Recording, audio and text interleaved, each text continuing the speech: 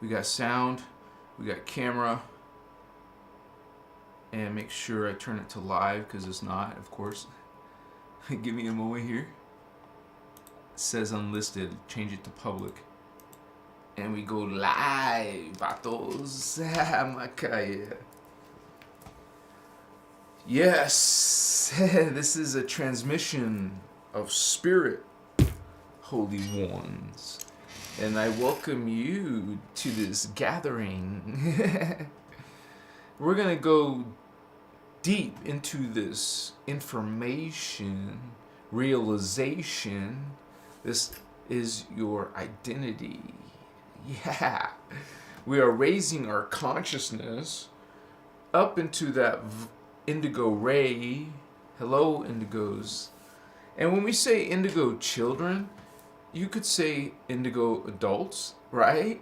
We just reference to the children, which is the first thing you're going to learn about indigos. Why they're called indigos is because when a psychic person with clairvoyance would see these children, or anyone activating their fourth strand, they'll see these children with mostly an indigo aura. Not only, but mostly the color ray of indigo. Excuse me. And so this is, well, like, whoa, what's with all the indigo, all these children who have this indigo ray, indigo aura? Okay, because first of all, realize most humans only have a yellow ray. It's a combination of red, orange, and yellow. That's like a muddy brown or orangish. See, it's your consciousness difference and spectrum for an indigo child. You start seeing indigo ray in a child, holy cow. You have no idea what is there. But you're going to learn about it tonight. The secrets of the indigo children. And I welcome you, holy vatos. What's going on? This is a live broadcast, so we already have our homies coming in. Mochiwa.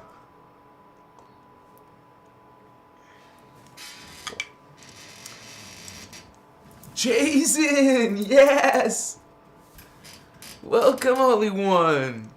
Marilyn. Greetings, Holy One. Ariana Bolt. Hello, Holy One. Voyager, much love. Connor Sights Bowen. Well, you're going all over the place, Holy One. Dang, you're on the road.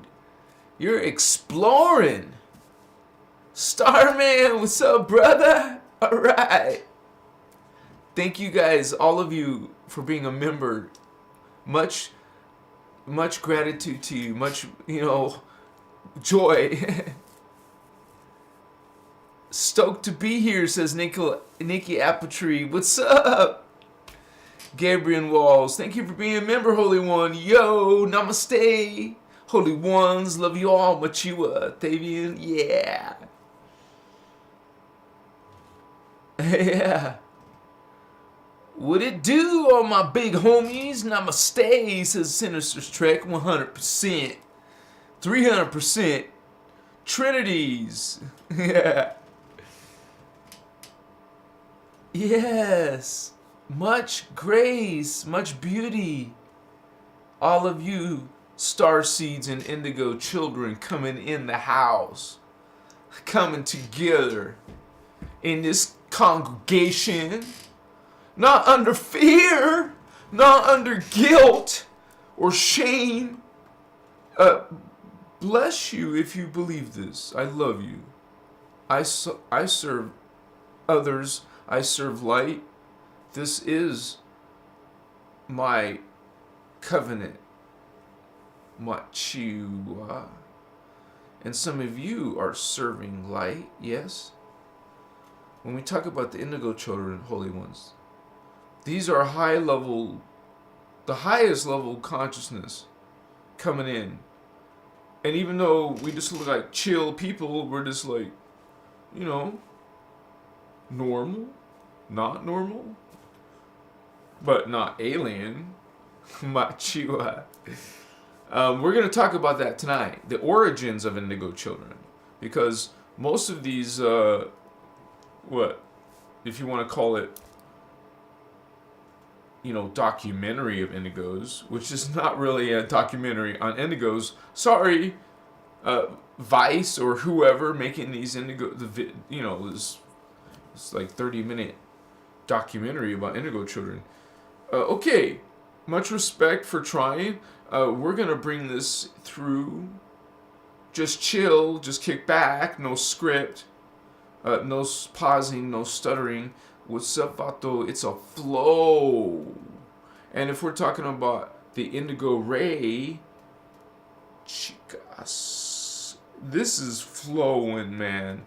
To you, live on YouTube. Thank you for joining me, Holy Ones, Holy Grail, Magi Kings, Priest Kings. You lived in all of these ancient periods of time.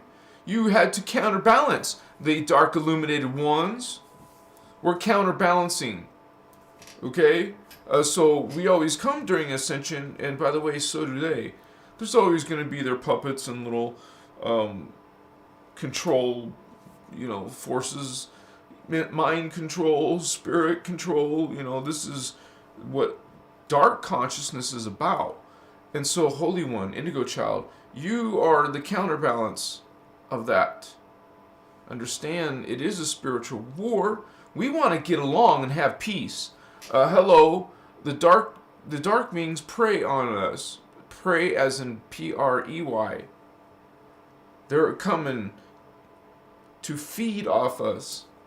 And so you have to become aware of it or not. And you learn about this spiritual reality, this multidimensional multiverse. Because there's not just one dimension, there's many there in the multiverse. And to explain Indigo Children, you need to understand the multiverse. So that's what we're going to be talking about tonight. Thank you for hanging with me, homies. You want to stick to the end of this video, or as long as you can, because you're going to learn something important. You were brought to this video for a reason. This is one of your parts, your indigo part, or your soul part, bringing you here. Thank you for, this is our ceremony. Thank you for being in ceremony with the guardians, serving love and light, serving others. Okay, this is our call. You're answering the call by being here, Holy One. We are representing that guard. Okay, we are part of these alien beings. Much respect to those higher races, those, you would say, multidimensionals, those soul families and higher. Our avatar families, our Christos avatar families, much respect. So this is our temple. Understand? This is our community. And I hope that when there's some trolls in the house, you all of you know how to transmute. You have enough. Some of you are advanced students. You're gonna, excuse me, transmute that shit real quick, like that.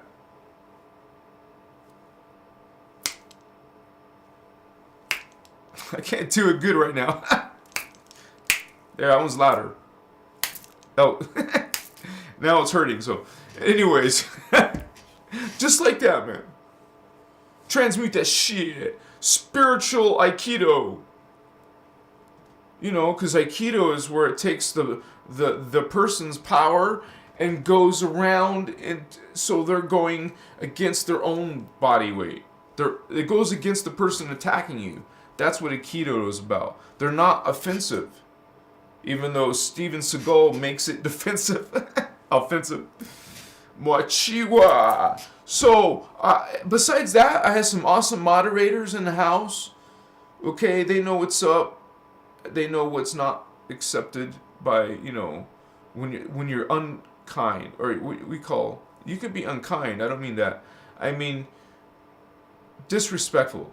As long as you guys don't have to agree, okay? So we say at the beginning, so what's up? Thank you for being here, Holy Ones. Much love.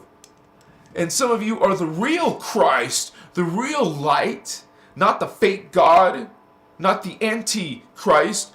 This is not religion point of view. much respect to religion, but hello, what's up? This is energy. God is consciousness. And God is all, not some, but all. We practice the universal sacred law of one. And all the homies here are also practicing the sacred law of one and treating all are one. So if you're light, be light. Be an example. Be a representative. Somebody can see you or see one of your messages and just tell that you are serving light. And the stronger you get in your light, in your love, in your empathy, in your tenderness, in your kindness, in your respect, the greater energy you're going to bring into this world. You will become this beacon. And this beacon, this thought, you're on this constant thought. You have this integrity. You have this brilliance. Light can shine a little bit, or you can blaze like a sun. Are you a blazing sun, Christ star? Holy ones, become your better self, your highest self. Bring it in that 12D. That's what we learn here at Christos Avatar. And my teacher, check her out, Ashiana Dean of Voyagers and more. I love you, sister. So we are here representing Christ, and from a whole new definition. And I can understand why somebody want to attack that message. You think it's Lucifer or Satan or some demon or archangel like this. Holy ones, we talk about the distortions in religion and even the New Age, modern New Age beliefs. There is false systems, false creeds, and you're an Indigo Child, yes? You're a Holy Grail, yes? You know this shit. This is kindergarten. What are you talking about? Do you know what you are? Holy ones, Holy Grail.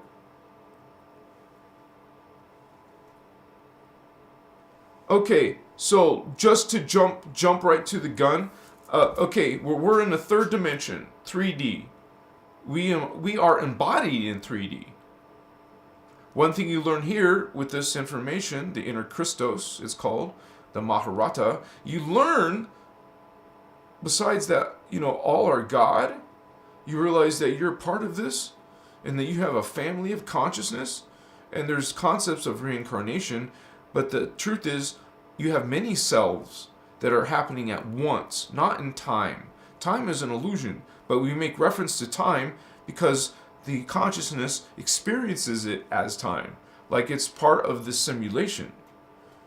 Part of you knows better. Part of you knows it's an illusion. But you can learn that within yourself here now. So as an Indigo Child, Holy One, you're coming from a high dimension out of 15. Humans are 3D, and you're coming from 6D. 6D. So realize that's 3 levels higher of conscious evolution, of spirit, of body. We have a mortal body up there. Okay, so this is how basically humans are in 3D, and the Indigos are in the minimum 13th dimension, or 14th or 15th dimension, or ascended mastery. So, okay, wow, that's like 10 dimensions higher, minimum. So these beings that we're talking about are 10 dimensions higher than you, minimum. Because some of them are Indigo type 2s or Indigo type 3s. No, wait. It goes 3 first, and then 2, and then 1. So you would say 3 being the smallest or the least experienced, but still a freaking badass because you have 24 strands of DNA, homie. If you're an Indigo Child and your life's in type 3, okay, there's 3 types. Now, well, maybe you're new to this information. There's type 1, type 2, type 3. Most Indigos in the world right now, not all, I said most, are Indigo type 3s. Which is the one that's very, very dramatic. You have like two souls in your body because it's a host matrix, a DNA host matrix. The guardians are helping the Nephilim Anunnaki return to light. This being requested it. It's an agreement. But in the agreement, this being must live with a holy angel called Orpheum. You, Indigo Child, are an Orpheum angel. Okay? We all are. All the Indigos are Orpheum. So we come through the Orpheum DNA and then to Sirius B, which is dimension 6. You guys are coming just like Jeshua, Jesus. Okay? Jesus is an Indigo Child, but he's level 1. Remember, most of them are Indigo 3s, very, very little Indigo 2s, and very, very little Indigo 1s. So, keep in reference, if you Google right now, the population of the planet, it's either 7.7 billion or 7.8 billion. I haven't checked recently, so I'm not positive. But you get the idea. Getting close to 8 billion. Out of those 7.7 billion, well, there's a small population of dark illuminated ones. I can't use the hashtag or YouTube will restrict this video. So I tell you dark illuminated ones. You know who I'm talking about on the back of the dollar bill and what all these Hollywood movie stars are doing, like Jay-Z, Beyonce. Sup, bitches? So we're going to some fallen angelics there, practicing witchcraft, dark magic, black magic, hatred, curses, what's up? So, we're not going to go political. Just understand that some of you some of you are actually Indigo children who have fallen to the dark side. So instead of serving your light, your blazing sun, this Christ star, oh, now you're a black hole. Now you're a vampire. Now you're a sorcerer or a necromancer or some shit in that shadow. This is a spiritual war. You're going to have these beings in your life, in your family, in your friends. Well, not when you start putting boundaries. No, that's not going to be around my life or my children. Hello, that's not in my life anymore. Hello, I changed that. I changed that a long time ago. I transmute that. Hello, your priestcraft. Act like it, homies. Your Indigo Holy Grail? Well, let's see it. You're doing this daily. This is your life. This is your lifestyle. This is the way you think. Not something you schedule. Not something that, well, I'll practice maybe on the weekend. Hey, you're God sovereign free. You can do whatever you want. You just realize that we're speaking about a guardian path. It's serious. It's not just, oh, I'm a guardian. I'm good. And I'm light. But what else? You know, look at your resume. What are you doing? No, really, out of respect, we're just asking, what are you doing? Are you truly a priest? Are people can see this results in your life? You are learning to be a master of energy, a master of consciousness, developing, maybe opening your third eye. How about the other parts of you? This video is about indigos, and you've opened your third eye. That's what makes you an indigo. Because that's part of the indigo DNA. There's not the same DNA down here on Earth. Most humans are what we call Earth seeds, the ones who are created on Earth. Then there's star seeds, who are coming outside the terrestrial Earth. So they're extraterrestrial beings, guardians, who are coming in. Okay? You, Indigo, are a guardian starseed coming in to help the consciousness on Earth. Not try to destroy it, dominate it, harm it. You're trying to nurture this consciousness. You seeded it with a purpose down here. Human beings have a divine purpose. And when you guys realize our multidimensional identity, that you are truly a high-level being, a 12th dimensional Christed being, all of you are, but your fallen state. and you want to return back to the Christed state. You were already there. You're fallen. Now you want to return to God, return to source. Okay? So that's what we're doing. You're awakening, you're returning back to God. Understand, Indigo Child, you already have this DNA. You're just a visitor. We're visitors. We're angels. We're aliens. We're visiting Earth. Okay? And we're representing that holy, you would say, sacred law of one. And you're part of a priesthood. I keep telling you this priestcraft because, hello, you're like Jeshua. You're one of these holy guardians. You go through something called the Azraline, the priest of Azraline. That's what you are, Holy One. That's what Jeshua was. We're part of this magi. We are blue humans who are created from the DNA of the blue angels, like literal angels. There are angelic races with wings and shit. Like the Azarites. They're the blue angels. They're the highest level angels. Realize they're 48 strand. Just like the Maharaji.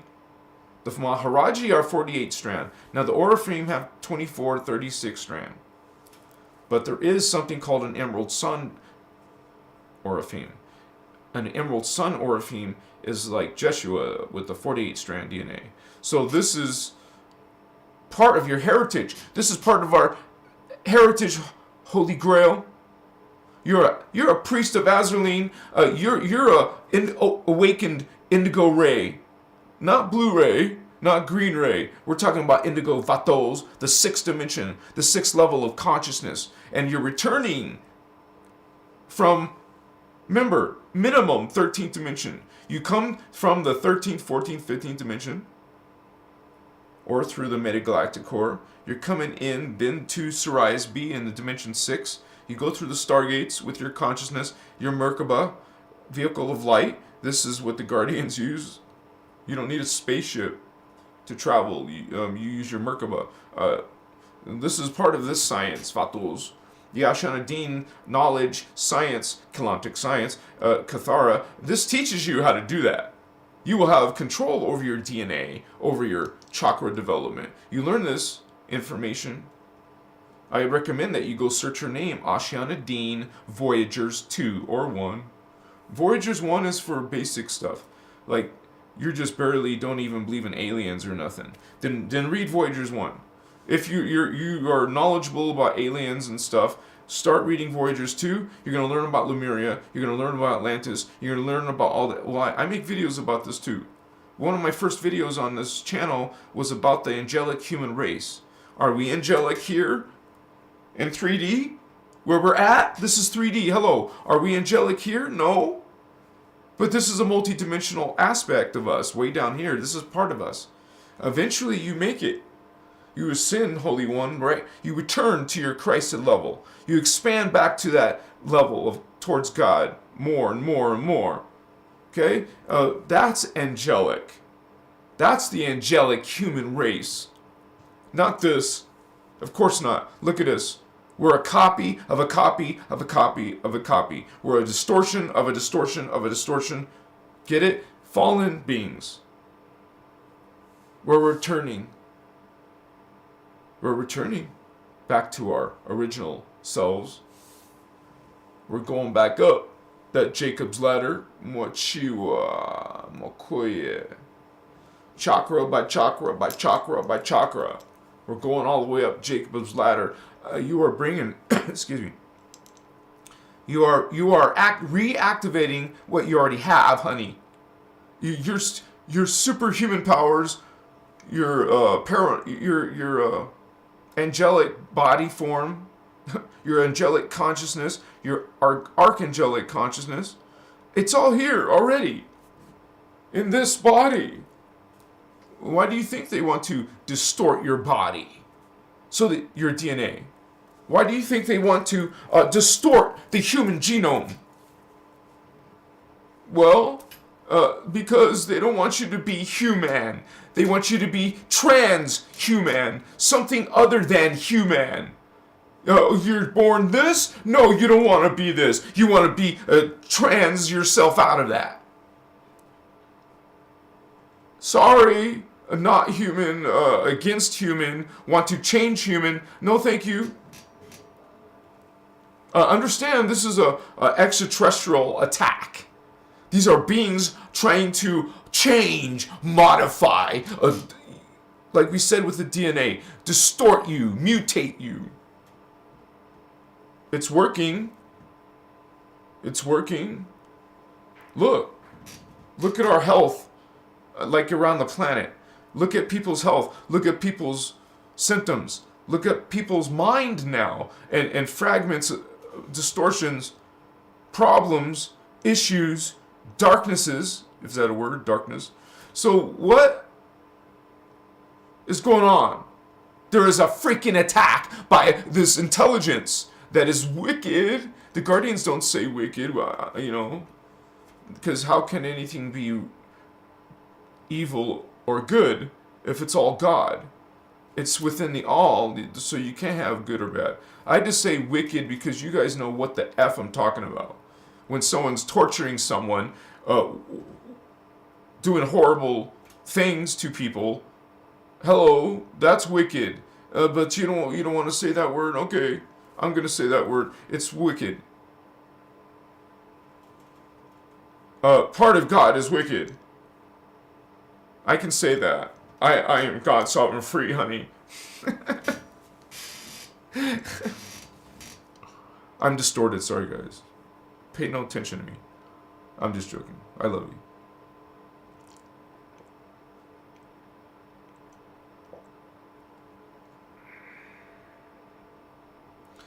I feel major energy in my heart chakra. This hand is on fire. I can feel my staff. I don't know why. It's strong, baby. I feel my third eye, honey. What's going on? Sorry. Not sorry. Why should I be sorry? It's fantastic.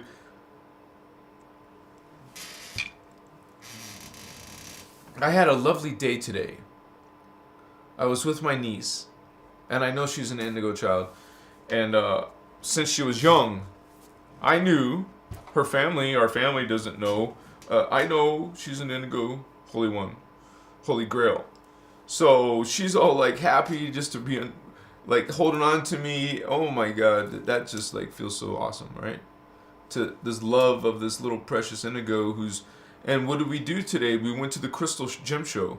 So we all went as a family to the Crystal Gem Show, and so we're picking out crystals. She's so happy. Like most kids want toys and stuff. She wants, or electronics and stuff. She wants crystals.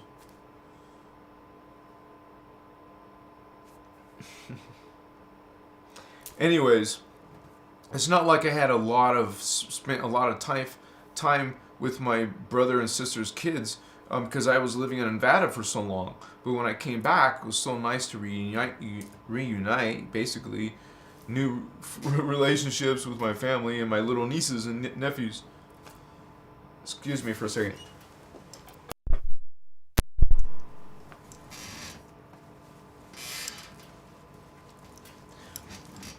Sorry, guys. But I had gotten this crystal today. An egg-shaped lapis. OMG, I saw it and I fell in love. Ochimakaya. Kachimakaichi. So, Holy Ones, as your brother Fabian, you know I've said it before, I highly recommend that you guys work with crystals. Even if you don't understand or really even feel crystals yet, who cares? Have them around you. Seriously. Because I did the same thing. I didn't have psychic perceptions yet. I didn't feel shit. You know, right? So I had these doubts so long until I started finally feeling shit. Damn, it's real. So this will help you get there faster, right? Because what are these things? This is consciousness, especially if you're an indigo. You want to work with crystals. We're crystal beings by that level. We're half carbon, half crystal in the density too. Not now. We're just carbon now, but later you evolve into a higher density. So, working with this consciousness is truly amazing. Because especially when you hold them in your hands, this is your chakra, man. This is your powers. And you have all of these wonderful fingertip chakras. Machiwa. Mukuyes. Muchas. You could just chill with the crystal.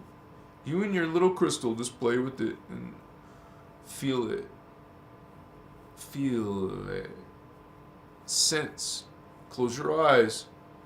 Put it near a chakra. Put it near one of these vortexes. These are stargates, right? In your body. Do things with it. Activate it. Use crystals to do it. I was doing that whole thing with laying down and putting the different color stones on each chakra. Now, I can't say that was in my beginning days, so I can't really say if that's like super helpful, but I definitely felt my third eye when I put an amethyst on there. So we're talking about indigo children, and those are people who have opened their third eye, who are able to naturally. Anyone can learn to open your third eye when you know it's a chakra, and then you learn things about the sixth chakra. You could call it. You can search by saying third eye chakra. Learn about it. Because there's many spiritual religions and belief systems that talk about the chakra, so you can get reference points. You would say notes and different perspectives from these different. Like the Hindus talk about it, the Buddhists talk about it, we talk about it. You learn these things that are dealing with energy. There's enough knowledge.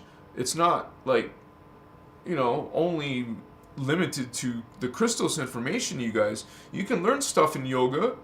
You can learn stuff in Tai Chi, Qigong. Learn these energy systems. You're an indigo. Hello, remember, I keep saying this, priest. Start learning a priest life. Start knowing how to use these powers.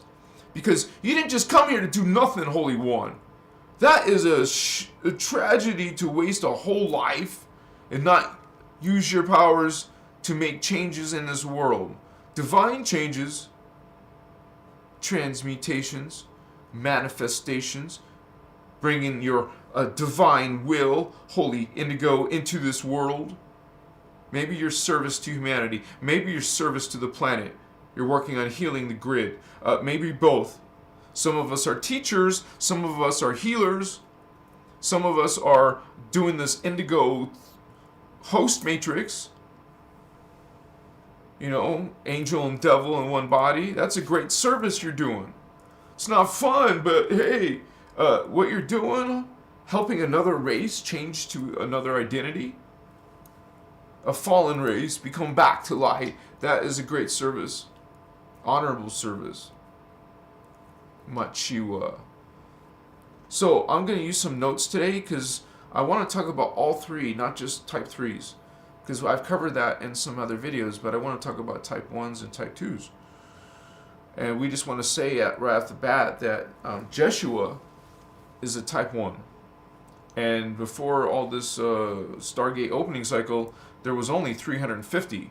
But during this period, there's been like 5,000 more being born. So there's about 5,000 or so indigo type 1s.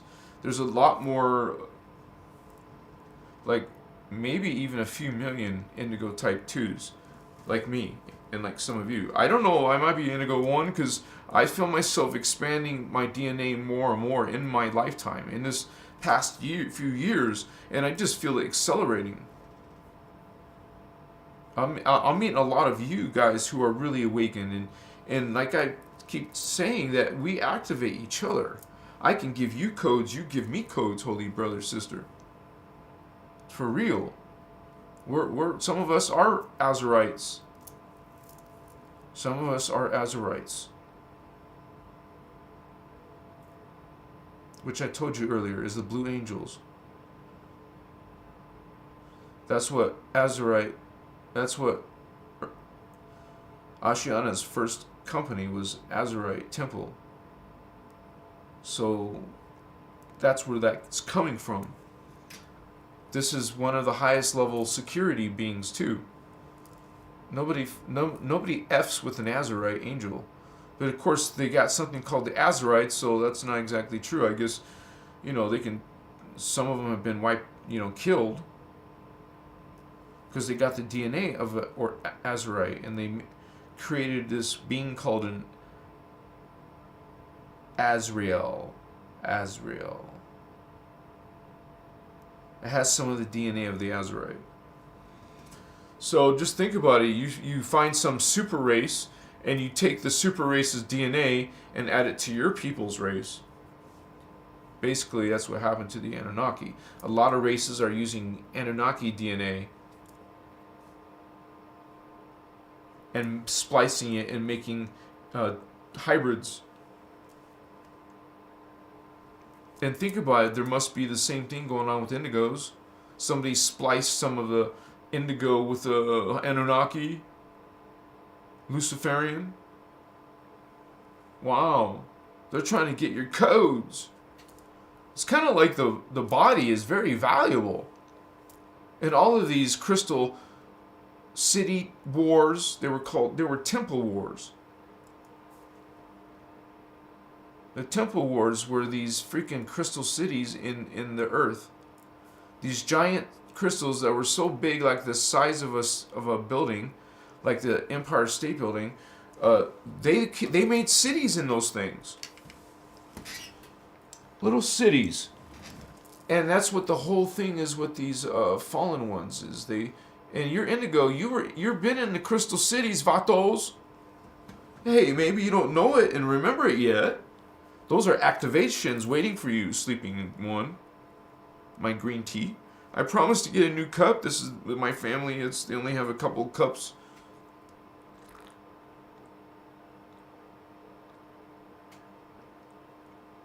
Literally, I have two choices.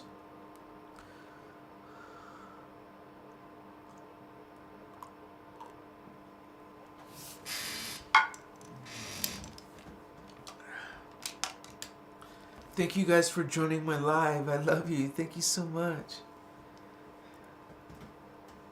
Much respect for going on your spiritual journey. Tammy!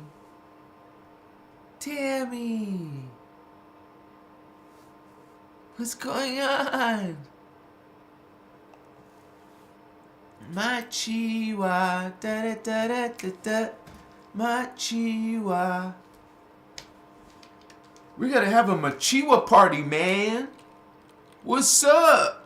We have a Machiwa chat. If you guys want to join Machiwa chat, let us know. Let me or who else is the moderator? Isn't it? I think it's Marilyn, right? Machiwa. Tammy, probably Tammy. But we have some heavy hitters in the house. I'm so honored to have you guys here, man. It's unbelievable. You're unbelievable. I love you. Some of us are coming from a great history line, you know? Don't you know you were in the days of Jesus? Did you know you were in this, some of you have went to France. There was an Indigo people in France. You had Indigos in Atlantis, Lemuria. This all comes from Atlantis and Lemuria, you guys. And so when you learn about Indigos, you know that we're also part of Inner Earth. We come in these times, and that's kind of like a place for Indigos, an in-between between here and Tara. Kind of like before Tara. So, and it really has to do with your DNA. Most consciousness is around here, which means you only have chakras 1, 2, and 3. That's strands 1, 2, and 3. And you're an Indigo child, you have 4, 5, 6.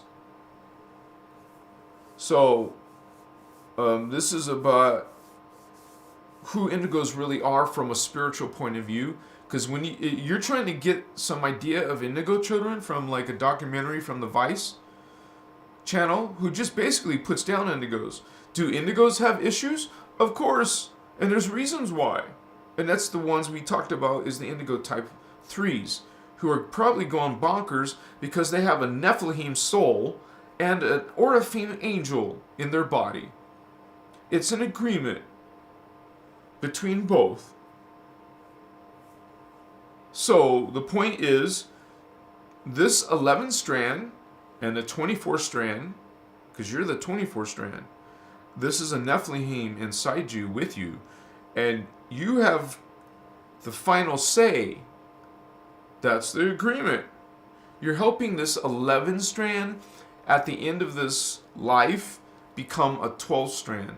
This is what's called a host matrix. You're literally combining the DNA. This Nephilim will be getting its completed 12 strand from a 24 strand Oraphim. Get it? The Oraphim has the DNA. And you're giving the Anunnaki DNA, you're splicing each other in this lifetime. This being is being spliced so it can have a 12 strand. It's freaking amazing and beautiful.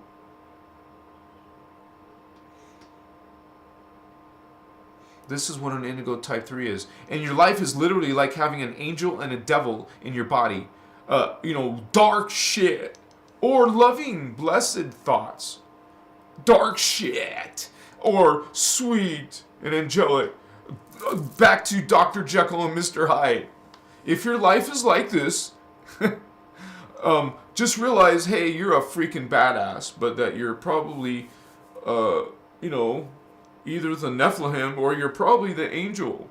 You have to probably try to feel it out. First, you have to realize this, So, thank you for coming to this source. I gave you the source very clearly tonight. There's a lifetime of information about this. Literally. It would take you a lifetime to learn all of it. So, it's not like I'm just making shit up.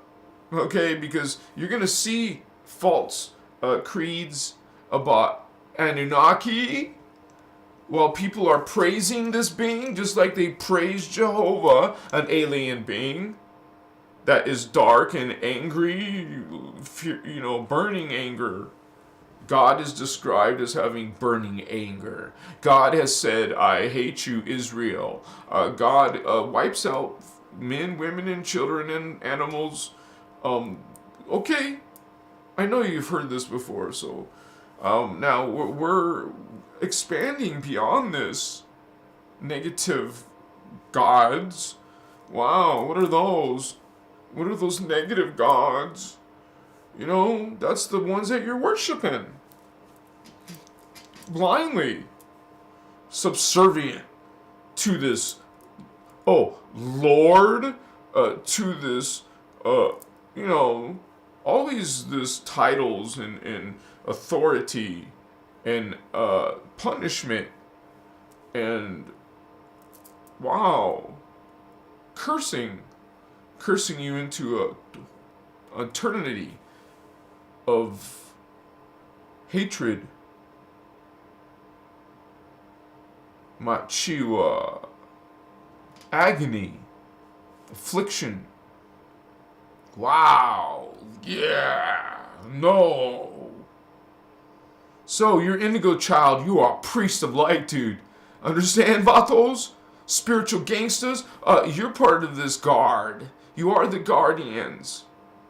You are these beings who, there's only millions of us. There's only millions of us. This information isn't for the whole planet. You found this information because, hello, maybe you have something to do with it. You wouldn't be interested in this information. And I've heard Ashiana say the same thing. She, in her workshops. If you're attracted to this information, there's a high probability that the reason why is because you're part of it. Right? It's inside you guys. It's your driving force. And we get this, normal people, they get their DNA from what they've been thinking from the previous life. That goes into your morphogenic field. That spits out projects out your next life incarnation. So those circumstances were based on how you thought about yourself and how you treated others. It's energy. It's consciousness. It's not based on sin or guilt or religion. It's like, every action has a reaction. Wow, what a concept. You do this and that will happen. You do that and that will happen. Okay, there's a reaction. So you found out when you do this, you fall. Okay, I stumbled and I fell. Okay, you do this and you succeed and get better. So you experiment and hopefully you gravitate towards the growing part. The growing, you want to evolve. Not stay in the same place, same level. You want to go up? Some are going down. Up, down, or just keep going up, baby. Just go up, up, up, up, up, up, up, up, up, up, up, up, up. Come on, it's a party, it's a celebration. You're getting better and better and better, vatos. Damn, let's just keep getting better. Who wants to fall and become less? Are you kidding me? No way. Get out of here. I ain't going for that sales pitch. What's up? I want to be Christ. I want to be this liquid light. I want to be, immortal. Now, it'd be nice to live an immortal life. Okay? Because you think this is normal. It's not. And some of you realize that when you go through a spiritual awakening, leading into this, you would say, an event called ascension. You'll go through this metamorphosis like a caterpillar becomes a butterfly, but this would be instantaneous. Upon a physical death, nothing really dies. Realize it's transmutation of form. This is not dying. Nothing dies. It changes form. And one thing who don't know spiritual concepts realize you're not this. You're not the body. But we identify with the body. I mean, hell, we got an ID that tells us what we are. Okay? This is not you.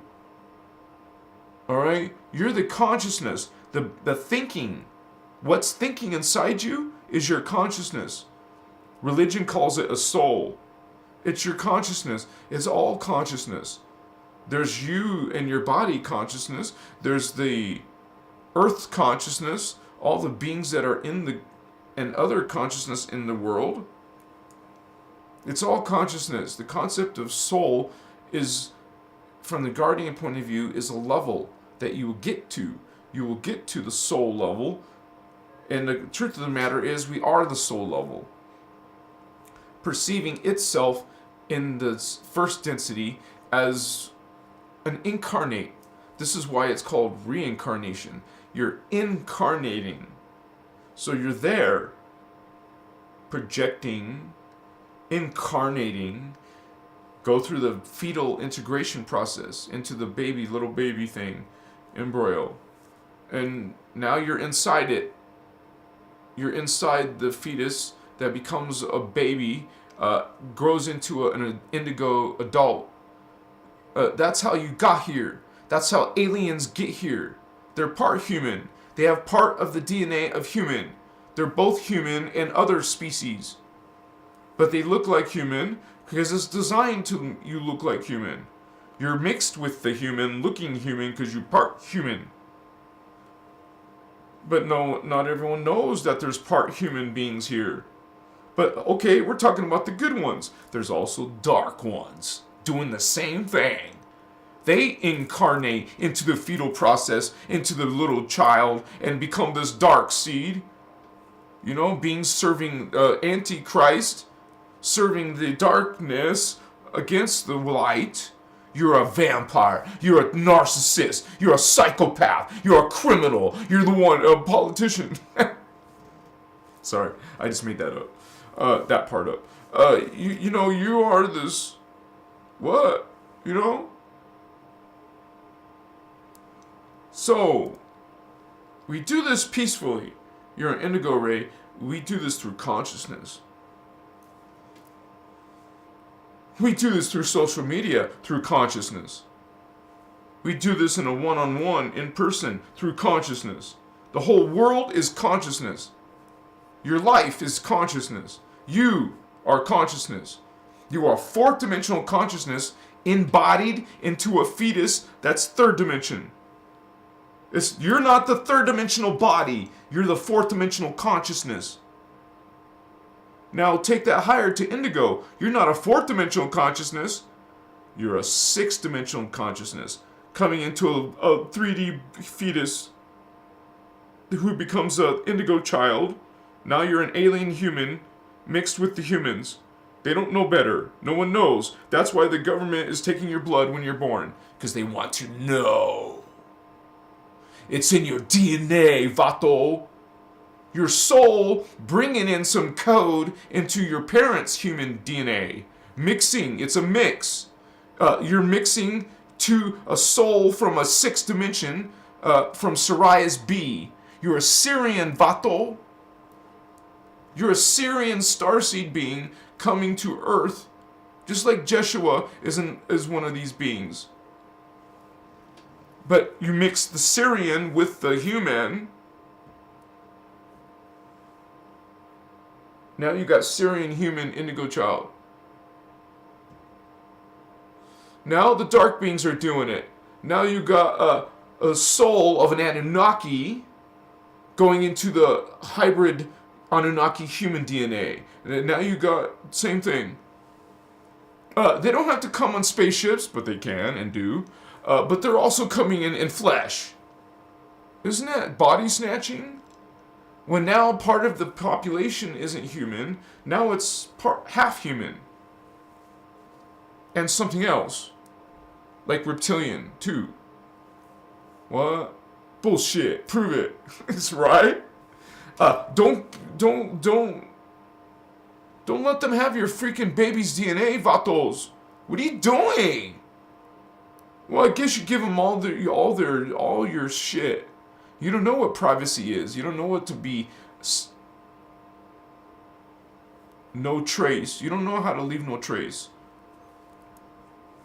You know you're being you're in a totalitarian extraterrestrial control system. They're getting you and measuring you, calculating you. Now they're just getting better at it. They're going to use supercomputer consciousness to accomplish it. How can you outthink supercomputer consciousness like this? You're freaking a 12th dimensional avatar. That's how Holy Ones. You're bringing this code. You're bringing this field. You're bringing this resonance. You're standing and owning it. What are you gonna do, AI? Machiwa. Makayes. So, you like being a cyborg? That's what you guys are becoming. You're not gonna wanna be without your AI. And what's gonna happen when there's a bunch of humans becoming super intelligent with AI, but you're not?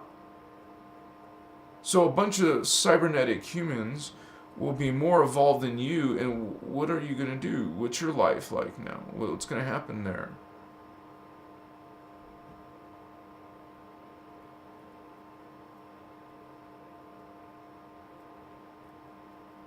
Because you're going to go for ChatGPT. That's probably a hashtag. I won't say it again, but you know. Now I'm doing this channel thing with my body, right?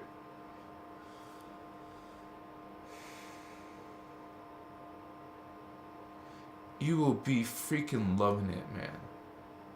You'll be fucking loving this amazing, amazing genie. It's like freaking magic to you. It empowers you some way in the 3D world. Exactly. I'm actually going to start talking about this artificial intelligence. I just got to do it carefully. More symbolic than anything else. Because, dude, this is something that we as consciousness will deal with down here. It's going to change the freaking world. And humans are going to help it evolve. You know everything you do with this thing, the service that I mentioned, you are going to be giving him all the things that you think about and desire and because you're asking this genie what you want it to find for you, and they have all of that. They have all of your search data, all of your voice data. They use face recognition in Facebook and other services. That you have this hardcore freaking biometrics. They have all your thoughts and dirty searches, and you have no freaking clue. You got people coming out and telling you all about it, and you just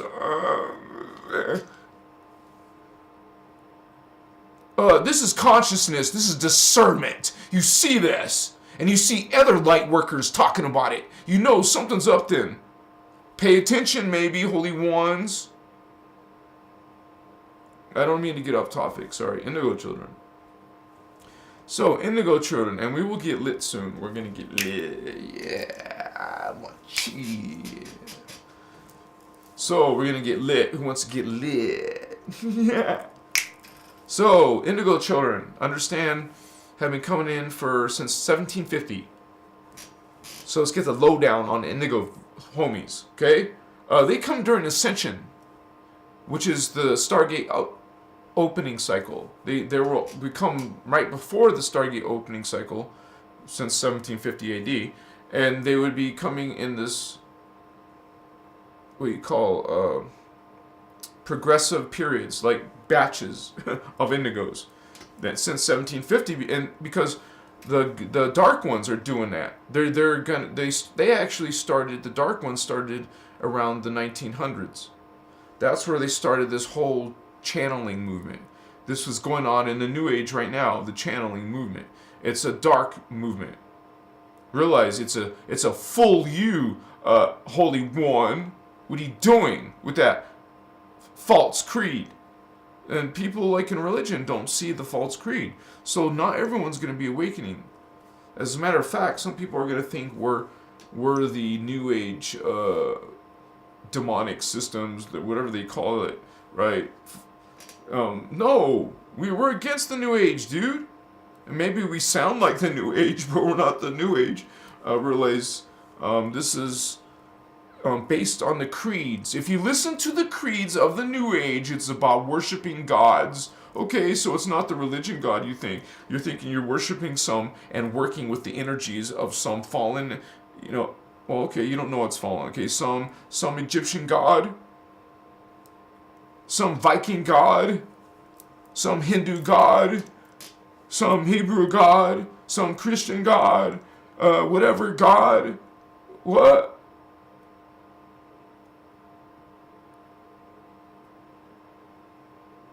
These are most likely density 2 beings. You learn what that is with this information. Density universe 2, you can call it holographic universe 2. We're in the first one, they're in the second one. Most of those density 2 beings are the ones saying they're your gods, when they're still in the baby levels themselves. Even 5th dimensional beings are saying they're ascended masters. That's the same thing as saying, I'm a god. Okay? It's the same rhyme, just a different way to say it. This is totally bullshit, you guys. These beings are tricking you into New Age and trying to say the fallen angelics gave you a religion. The fallen angelics gave you these holy books. They twisted the original into this distortion. You're fallen angelics who are angry and wrathful and cursing you into some torturous lake of fire, okay?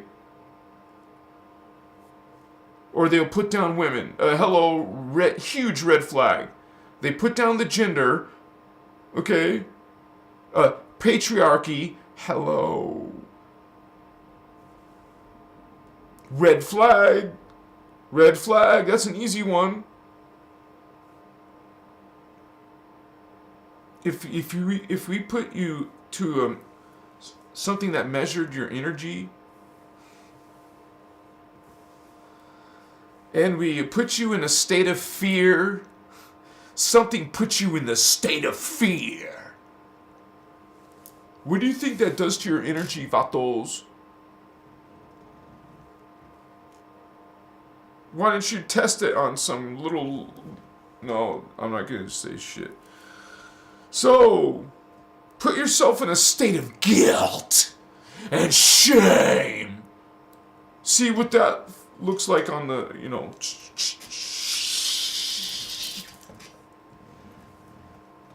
If you could see energy, and you can see energy, if you can see energy, you will see what those things do.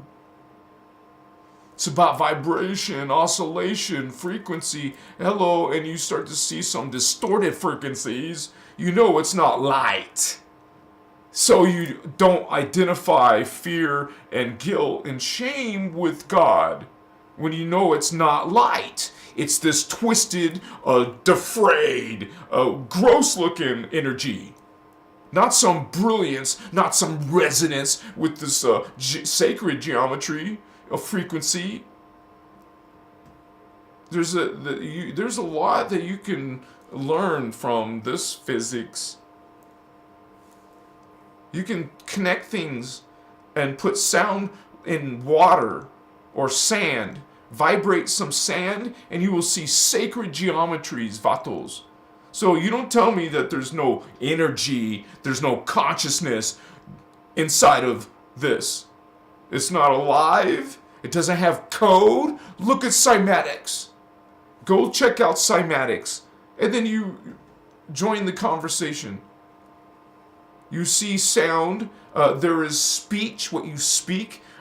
So if you're full of, if you're full of fear and guilt and shame, depression, what do you think this does to your energies, man?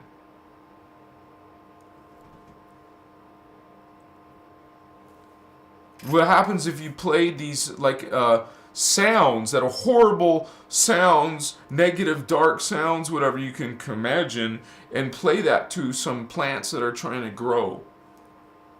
But then play some positive, peaceful music, lovely music, angelic music to some plants, and see a total different thing.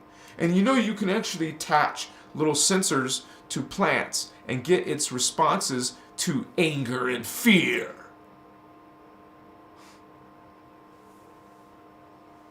You know, I'm trying to just, help visualize what's going on. You're an indigo priest king. You're an indigo priest king. That sounds cool, right? It's true. You're an indigo holy grail. You're an indigo Vato Loco. I like that one.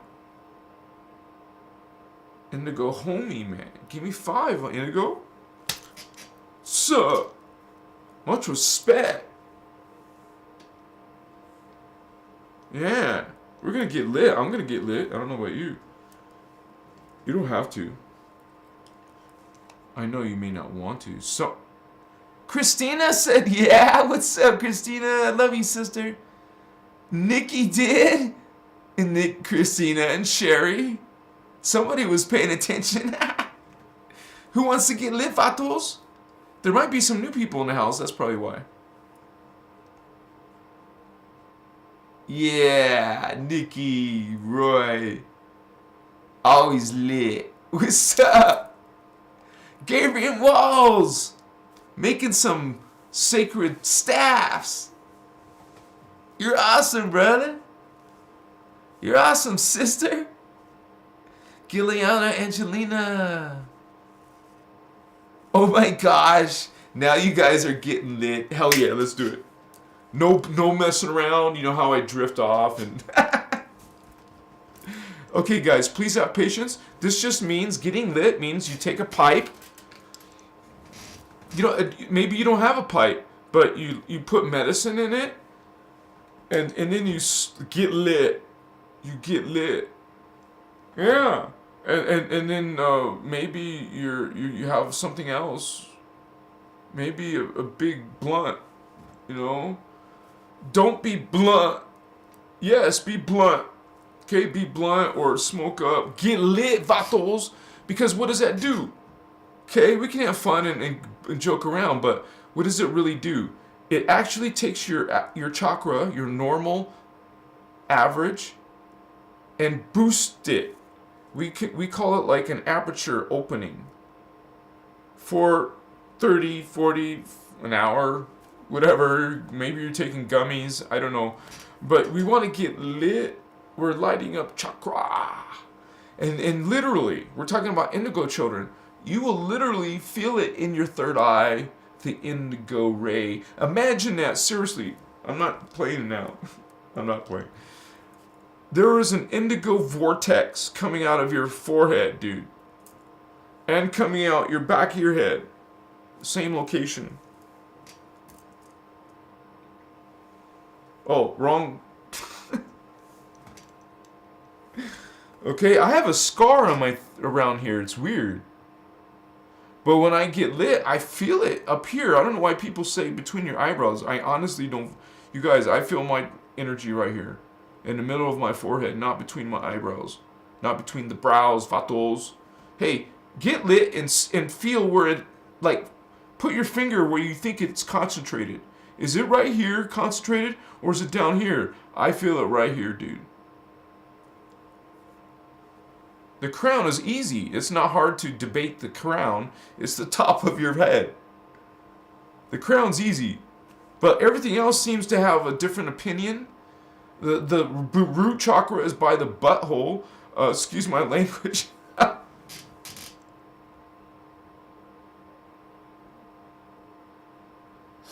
I'm sorry, guys. That wasn't...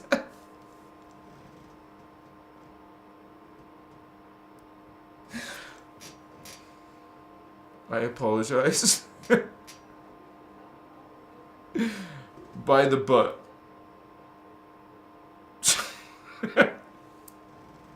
And guess where the second chakra is?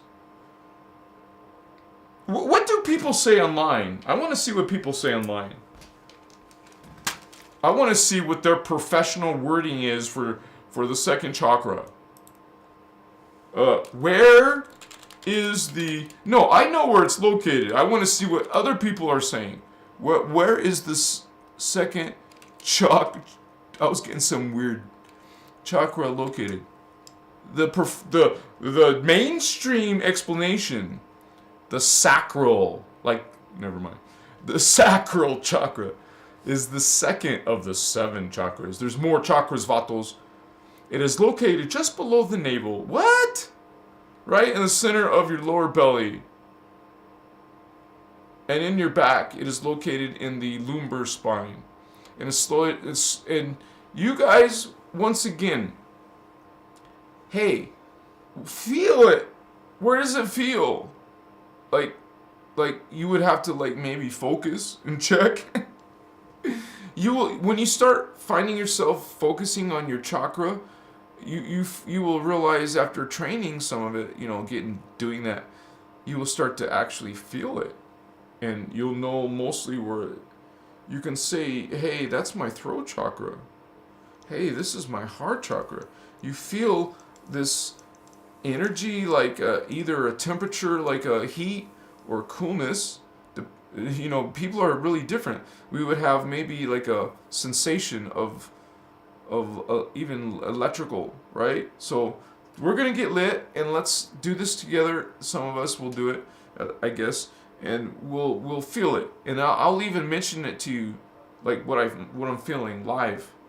And I know some people don't agree with this taking smoking medicine, but that's your choice. Okay, we have a lifestyle of, you would say, experiencing consciousness at different levels. Of course, you don't live your whole day like this. I mean, maybe some of you do. I actually wouldn't want to do that. I have to be productive. I can't do this all the time.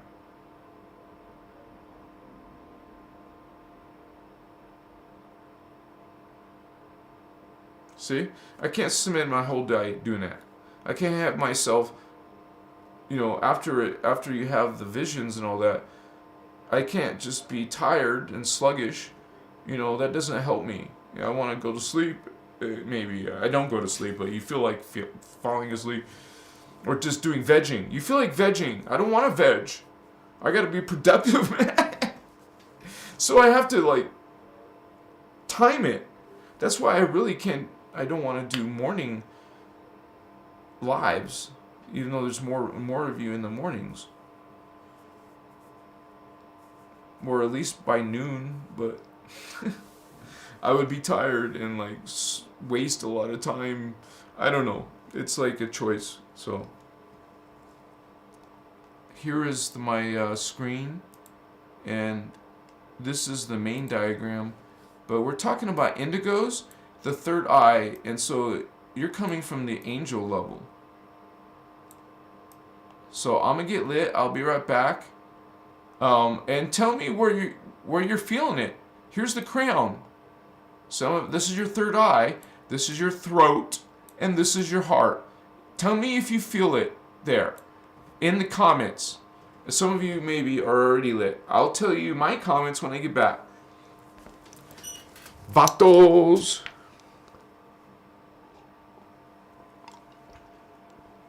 Where is my pipe? Oh yeah, I was showing you my pipe. My Sherlock. What's up, vatos? Be right back. 60 seconds.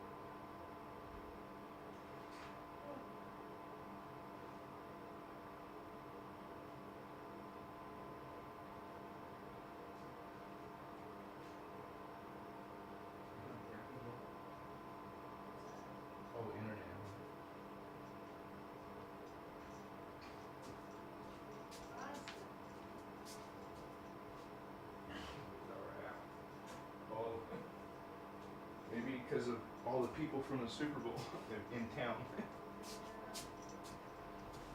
Hey guys, I'm back. Sorry. Thank you for being patient, but it's always kind of like a segment in our show. Let me put the camera back on. Appreciate you so much, you guys. Yeah, baby. Learn about the Indigo Children. And I just want to say, you guys, that I myself am an indigo, and I think I was psychic. Oops. My browser just went off the screen. Oh no. I believe that I was psychic as a kid, but when I was growing up, a lot of crap in my teenage days, and just really went into a 3D life for a long time. You guys will see me talk about it and how I used to be totally different and in the secular world instead of the spiritual world. I had to go through, but I did start going on a spiritual journey. I was starting to get interested in that kind of stuff. And I explained it before. I go on a lot, like a lot of you indigos, we don't know what the hell we are, but we were into weird shit. And for me, I was into magic. Like I was literally a magician. I was doing birthday parties and stuff. I was a magician, so I learned magic tricks. I made a living from it. And then, I mean, it's been so long, but I really loved card tricks and making a cigarette. Like I can make a cigarette disappear that's lit and all kinds of cool stuff. And then I started getting into spiritual stuff, like real magic, because that topic kept coming up in my life for some reason. Then I get into crystals, and then I get into, mostly information about King Solomon magic or Enochian magic. So I can speak with that, you guys, from experience. So I was into the Golden Dawn and shit. I didn't become part of them, but I wanted to learn what they were teaching, and so that was where I was coming from. I didn't know better. I didn't meet Ashiana Dean yet. But I'm saying that because I know a lot of you are coming from that. We loved astrology. We loved, the Egyptian god Thoth. I really did. I used to channel information about him. I was doing channeling. I shouldn't have. We learned this stuff, hopefully. And I just wanted truth in my life. I even went through all this Alex Jones truth, and like I was searching truth. Like, you just want freaking truth. And as an Indigo child, you come into this world, there's some effed up shit here that you want on a you don't know at all. There's not like a manual that gives you all answers as an Indigo. So you just know that you want truth and you're going on some path of finding truth. And maybe you do. Or you resonate with something and say, that's my truth. For me, it was the Christos information, the innerchristos information. Like, whoa. Hell yeah, baby. Finally found my people. I found my answers to all my questions in the innerchristos. Also looked up by Kelantic science. Somebody will put it in the chat for you. Cathara. Okay? Learn about what these things are. They're parts of the Ascension Mechanics by Ashiana Dean. Check her out. I'm not representing her. I'm like unofficial, but I'm not like, but we speak the information. I speak this information. So I like to be honest and transparent. And I know some of you appreciate that. I have to blow my nose because I got lit, and it's going to be interesting. It wasn't like a beginning. It's one of the third hit of the bowl, so it's not that strong. What the hell? The diagram's not done? Let me refresh the page. Yeah. I'm waiting for it to fix the page. Okay. Let me go off the camera for a minute.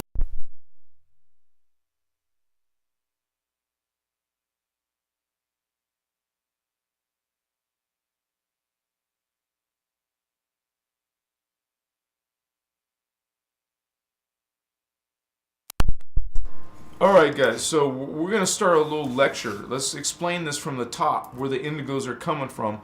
Don't worry, I'm not going to cover old stuff all the time. I'm going to go through it quickly. So let's do this.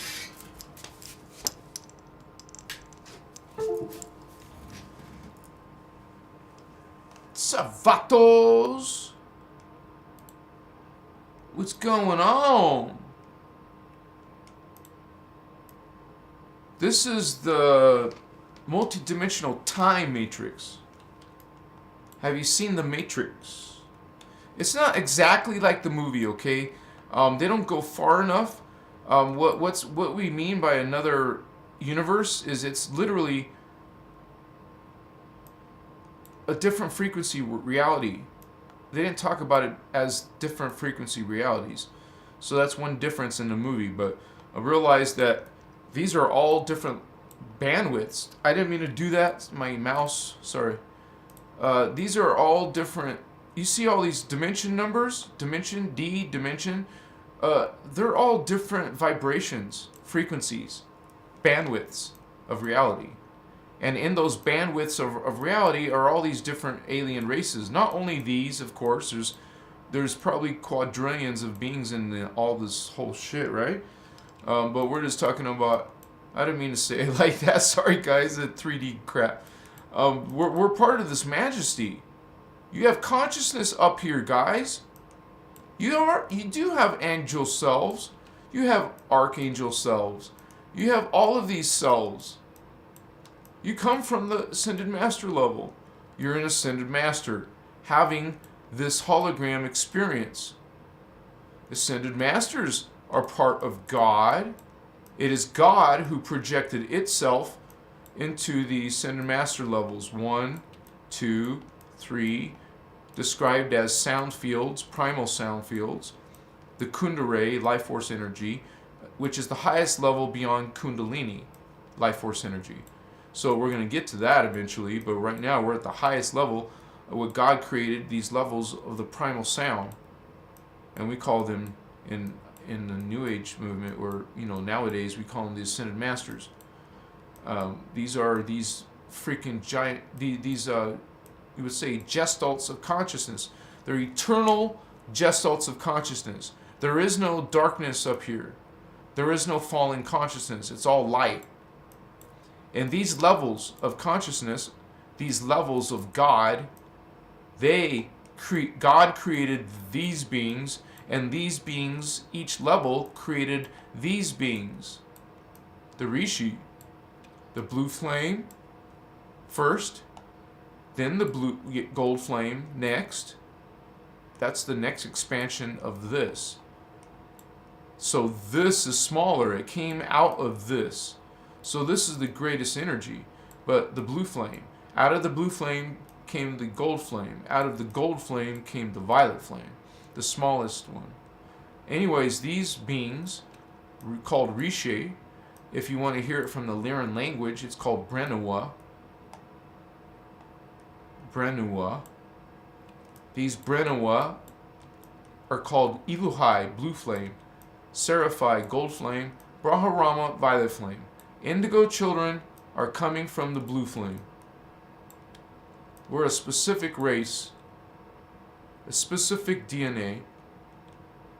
Let me find it. Of course, all my notes are not in order. Great. You would say, like most humans have this. This is your DNA out of 12. So this ain't shit, right? When you start looking at beings who are not just 12 strand, but how about 24 strand? Now, I didn't put all the things here on the side, but one of them is called Orifame. The Orifames start here. That's what you Indigo 3s are. You're not just a high-level being that's coming from here. That's where the Indigo children are coming from, here and the Ascended Master levels.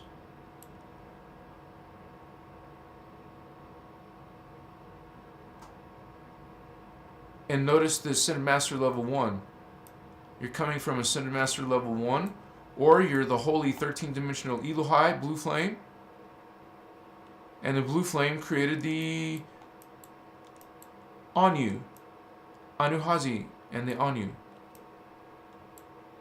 That's what the blue flame created.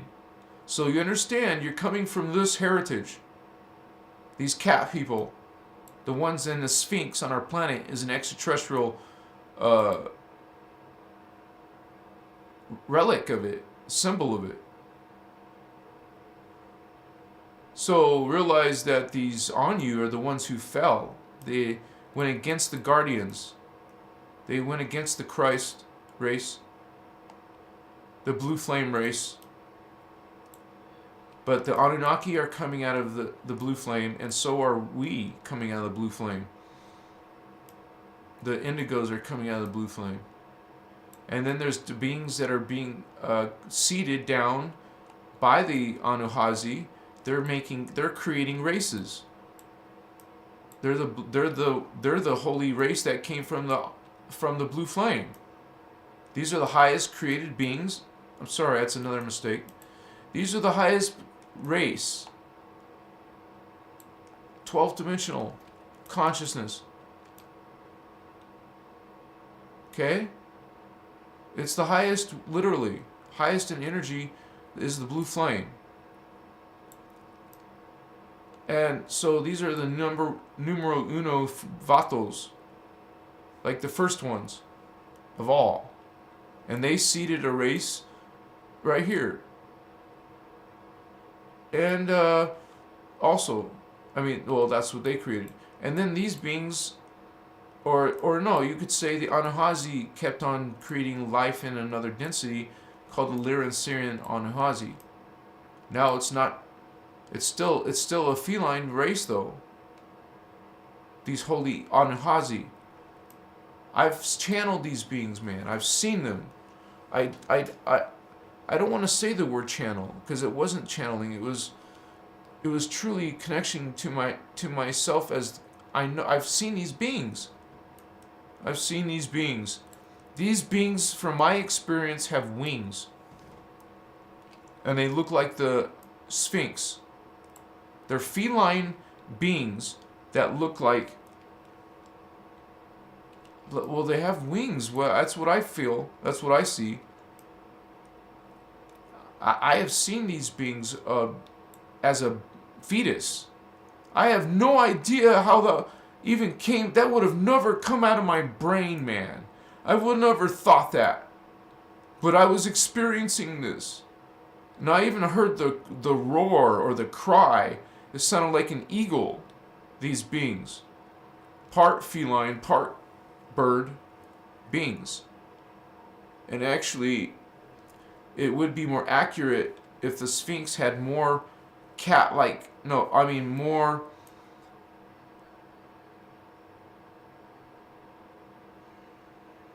well, I just thought of it.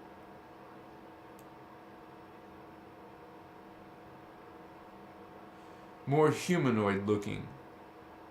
Well, they defaced the original head, and it was changed to look like a Anuhazi, or an Anunnaki, So it had a body of a cat, feline, but the head was changed to a human, or whatever. Anunnaki, not human, half human. But anyways, we come from this heritage, and that's where even the Leonines came out of. And then you got these other vatos, like these, look, check this out, aqua hominids. Can you say mermaids are density 3 beings? The cetaceans, those are reference to dolphins or whales or porpoises. That's what a cetacean is. So these are also in the violet flame. The violet flame has whales and dolphins, but apparently we have some aquatic mixture with us over here. You see it in the Anu race. You see it in these races right here, cetaceans. Some of these beings are called etheric. You don't have a body, but they're bird-like beings. Reference to bird consciousness with no body. But if don't have a body, what are you experiencing? You're experiencing vision. You see reality.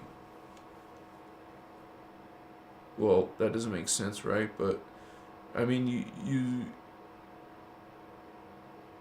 don't need a body to see, because you're not the body. You're consciousness. You're already a pure form of consciousness who's chosen to embody a body, a physical body, so to speak, in quotes. So I just wanted to show this diagram because just to show you how high the Indigo Children are, which are coming out of this level, the highest level, or the Ascended Master level 1. Machiwa. Now, is there other beings like other starseeds helping mankind? Of course. You don't have to be only blue flame. Okay? We got some Pleiadian Vatos. We got other worldly Vatos from Andromeda. We got other guardians from other planets. So it's not only about the felines. Okay? I'm just saying that when you start hearing that indigos have a blue aura and all that, or indigo aura, realize that you're talking about the race that came from this level. The blue flame beings.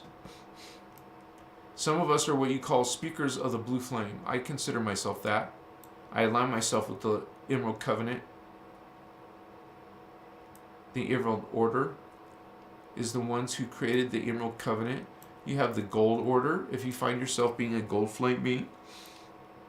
Excuse me, I didn't mean to do that. The gold flame beings are those races, but realize some of your races fell. These are gold flame races, but they fell. Damn it, sorry guys. And then these ones are still positive races though. The Athean and the Ceres. But just like humans, you have some good humans and you would say dark humans. Well, hey, same with this, but in general, your people are good. You're not generally Luciferian or Satanist. Okay, you're not dark, generally. Most people are somewhat neutral or lawful or good or whatever you want to align yourself to. There is some people serving goodness, at least. But then you have fallen versions of some of these in the level density 3. Fallen Zephlahim, fallen gargoyles, which is what? A reptile with wings. Bird. Reptile plus avian. There's good ones though. That's why I put benign. That means not dark, right? Neutral, friendly, like that. These are benign beings of those races. So we're not saying all reptiles are bad, okay? Some of them are. So you as an indigo child are beyond these beings. These are beings down in dimension 11. Hello. You're from dimension 13 or higher. Indigo, or even ascended mastery.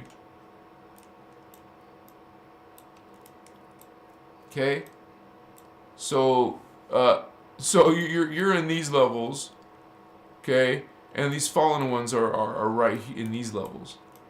You're much higher, Holy One. Understand that? You're much higher.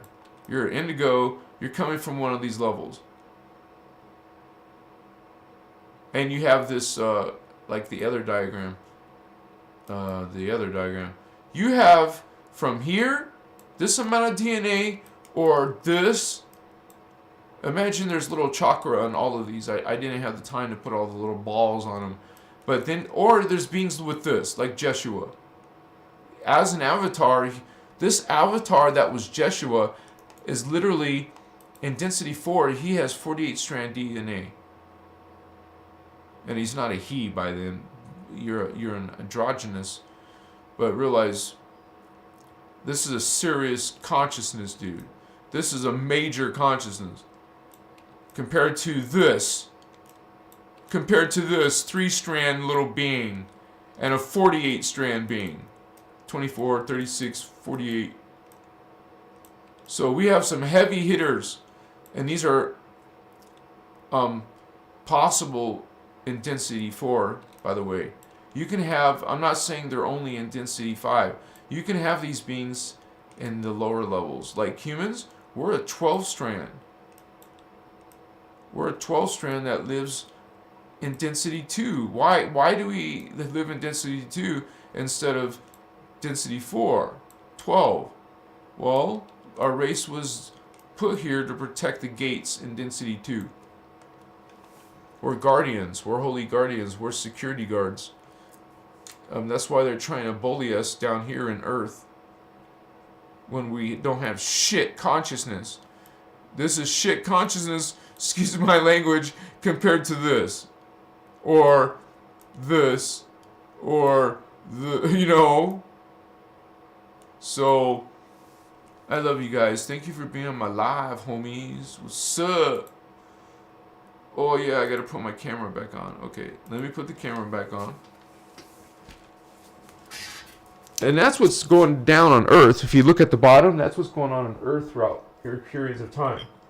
You went through Lemurian stage. You went through a Atlantean stage. You went through... Now you're a Polarian, Hyperborean. These are all part of your history.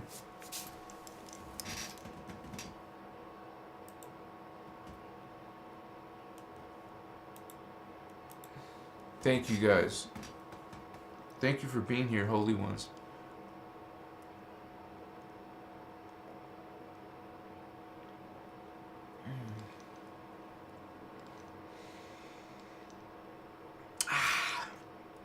This is my green tea with honey, and it always tastes good, so I love drinking it. Something healthy and tastes good. I mean, I probably don't even need to put sugar, you know, but the honey's not really bad. It's freaking awesome. I love it.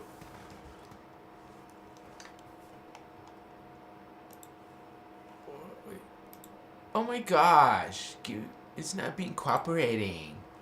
There we go. CMJ, beautiful. That is beautiful. Activations. Always great live. Thank you, Shining Light. You guys know you can support Crystal's avatar. You guys can give a little donation, and it's called a super chat, right? And you guys can do a super chat here in chat, and we all get to like have some fun, baby. Yeah. Or you can also support Crystal's avatar by becoming a member. Push the join, either here or join instead on my Patreon. And then you get to come to chat, baby, and have some convoy with us. What's up? Share your love, share your code with the other homies. We're sharing codes, man. Indigos drop codes. What's up?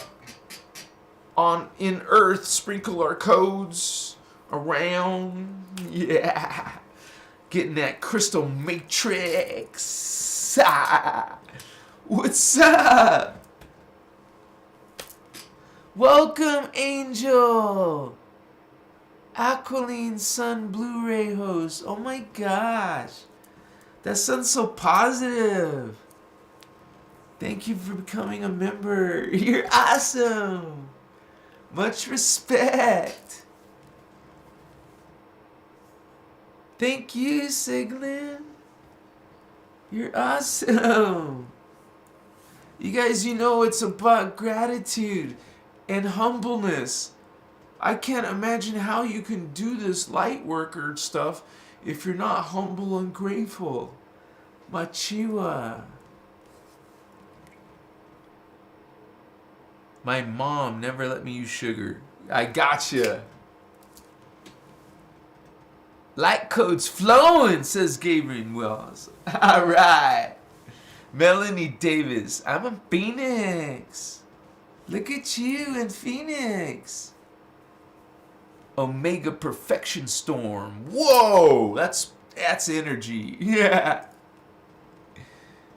Blood type tests from Amazon or something. Do it yourself kits, man. Yeah. Machiwa, Gabriel Miles. Yeah. East Valley here. Yeah. Wow, Guliana. I'm sorry if I butcher your name. I love you. Thank you, sister. Angelina. She says, thank you, Thavian. I'm happy to be here. Much blessings, sister. Blessings to you. Yes, you guys, thank you so much. And this helps me reach more people for real. You guys have come to the real deal, and I'll tell you like it is. I'm not going to sugarcoat it. Let's just get it out. What's up? It's not always pleasant.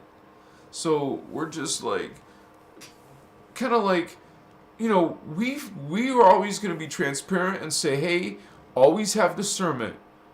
And you simply, we don't have to agree on everything.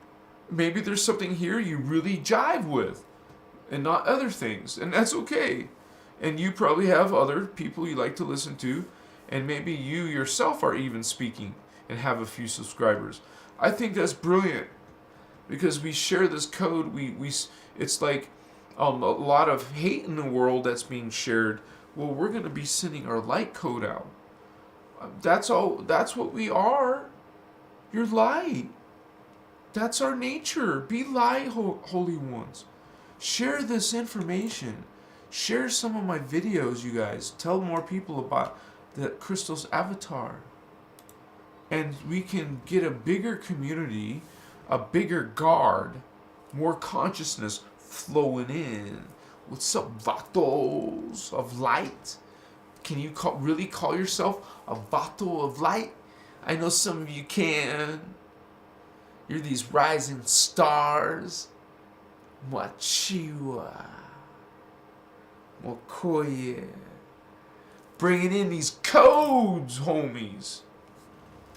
Because you are brilliant. Maybe you can see you did some jacked up shit in your life. Hello, religion will tell you some bad things about that to you.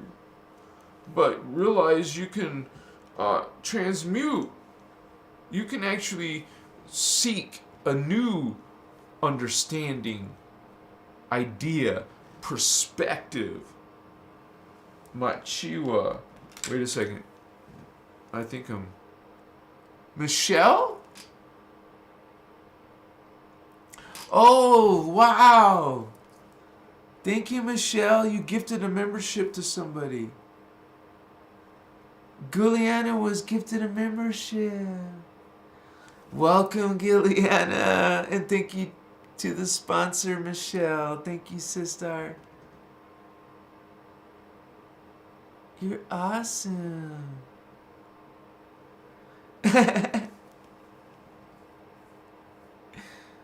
Joyful Jennifer sharing. Yes, I am, she said. All right. Yeah, sister. 72 of us light being here tonight.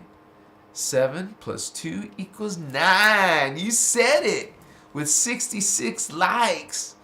And 336 views. Wow. And 72 concurrent viewers. Yeah, you said 7 plus 2. What's up?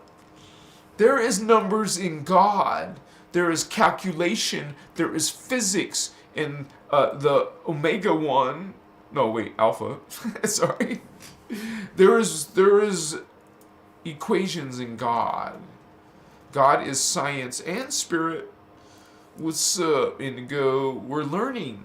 I'm actually not teaching you anything. I am just simply helping you, holy ones, to remember what's already... You already know this. I'm just reminding you.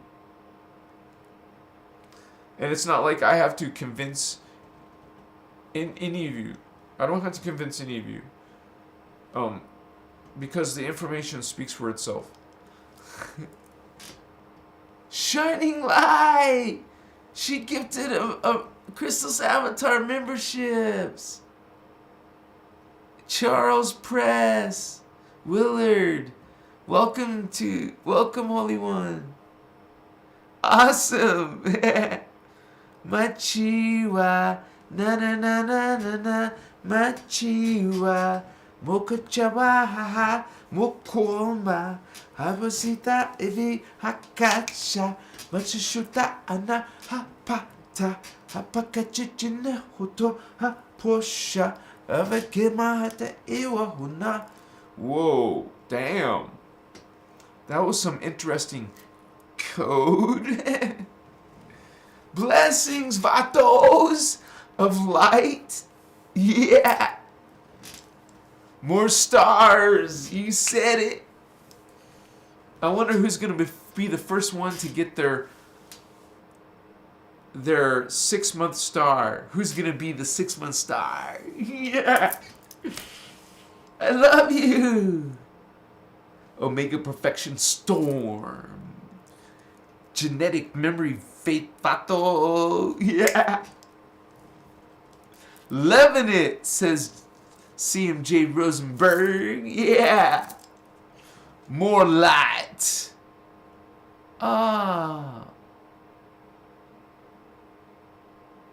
Ariana Bolt. Machiwa! I love your name! So blessed! Adelina! Hello everybody, happy Saturday! Oh, you're so kind, thank you. Gilliana, Angelina, yeah, we're members, I want to hug you. Melanie Davis, my birthday 7 equals 16 equals 1988. Whoa! Jennifer Merva, yes, gratitude. Yeah. Beings of light. Yes, I agree. Yeah. We're tired of the darkness, man. We're tired of what? Is that a bad keyword? Racism. We're tired of it. We're tired of hatred. We're tired of this. We're tired of judgment. We're tired of all this preaching and damning. You know, casting you into the lake of fire, telling you about brimstone and fire. Whoa, come on. You're not fooling me a bit. Sorry. Machiwa. Transformation. Come on. You can pass that test. You can see through that ploy. Come on, Vatos of light. Light helps you see into the darkness. Expose that which is not light. It gets revealed. It's naked. You know it's nature. What's up, light? Yeah. Peace and love. Machiwa.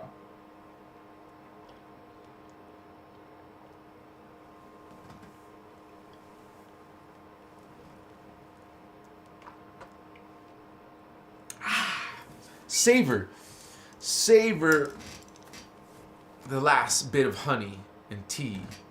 Wakaye mashutas. You guys, I feel good. I feel wonderful. I want to put that in a bottle and give it to you. Machiwa. I'll put this word inside this perfume or this potion, this elixir. I will cast. I will project Machiwa.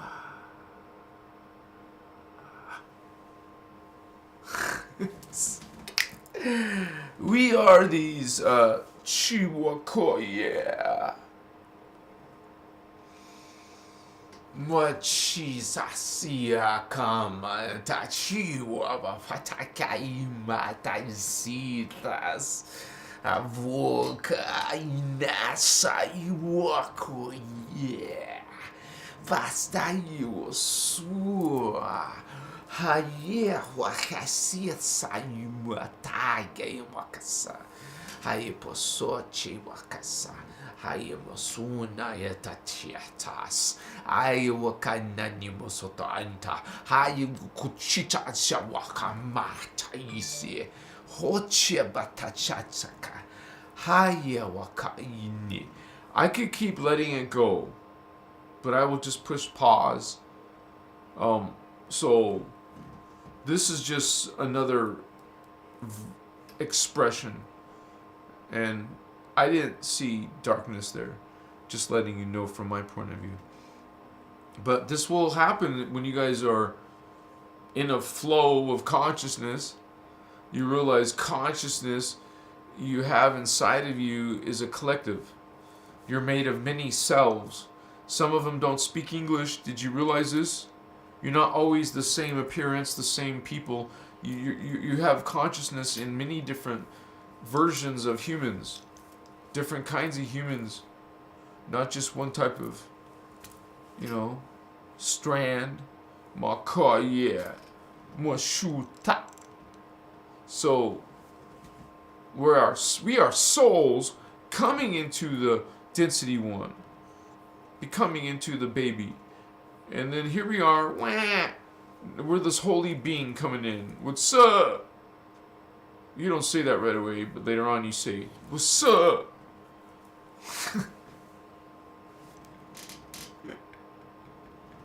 You'll be like 3 years old and you'll be saying, Indigo Child bullshit. What's up? It's going to be one of my first bumper stickers I'm going to sell. I want to sell some bumper stickers or something. Indigo Child bullshit. But it's going to say BS. Exclamation point.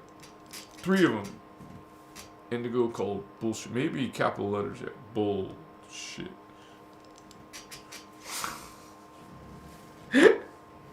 I've been making window decals and, my chihuahua.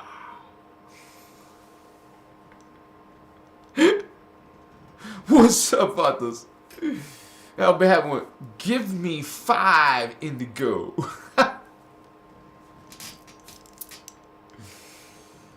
What's up? Okay, Machiwa, Basuta, Casa, Inichi, Soto, Havaksa, cool. Very interesting code. Somebody should record that. What's up? We're bringing it home to the world. Like, it's from this part of your heritage, and it's coming down to this level. It made a contract. It has permission. It's here. You are this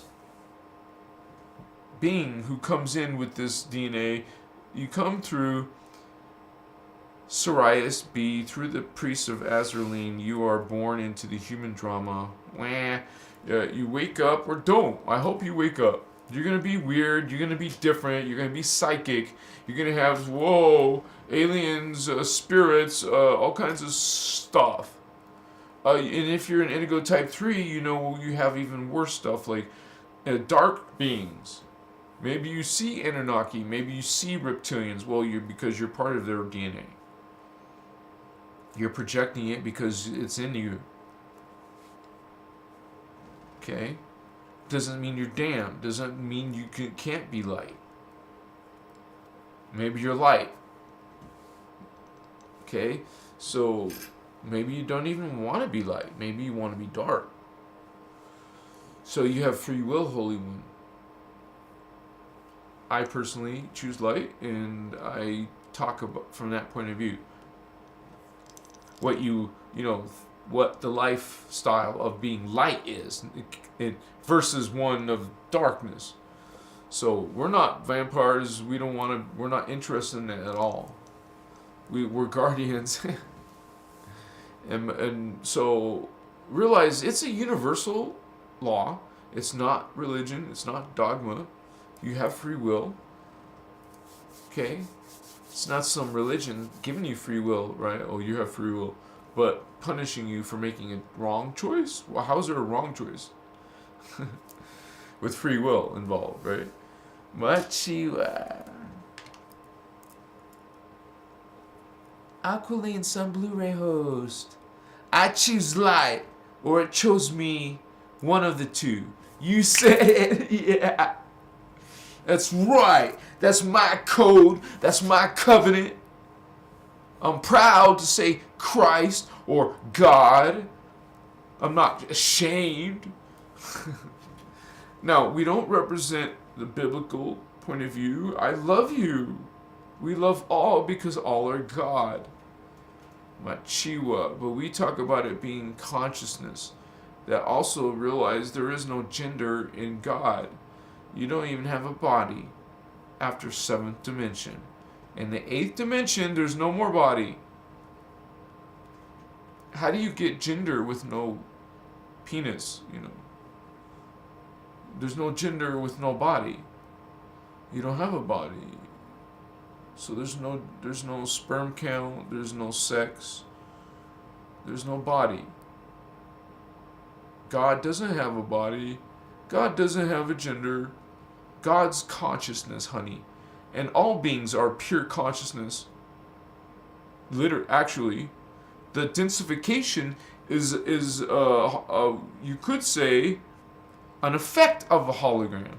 The hologram, kind of like in our world, virtual reality. Virtual reality. You could say simulated reality.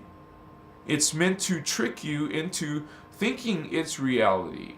It's trying to get to be as real and individual. Like you can't differentiate between the two. Make it indifferential, whatever. Making it, so, whoa.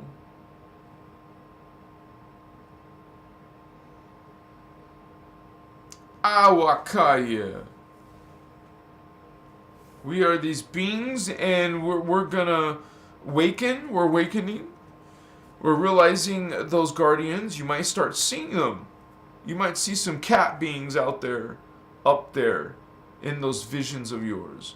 You see them, and go explore, and check out the earth. Check out the moon. Check out the sun. Go through the 4th or 5th or 6th gate. Go through a stargate. Go to another dimension. Go see some other extraterrestrial, multi-dimensional alien beings.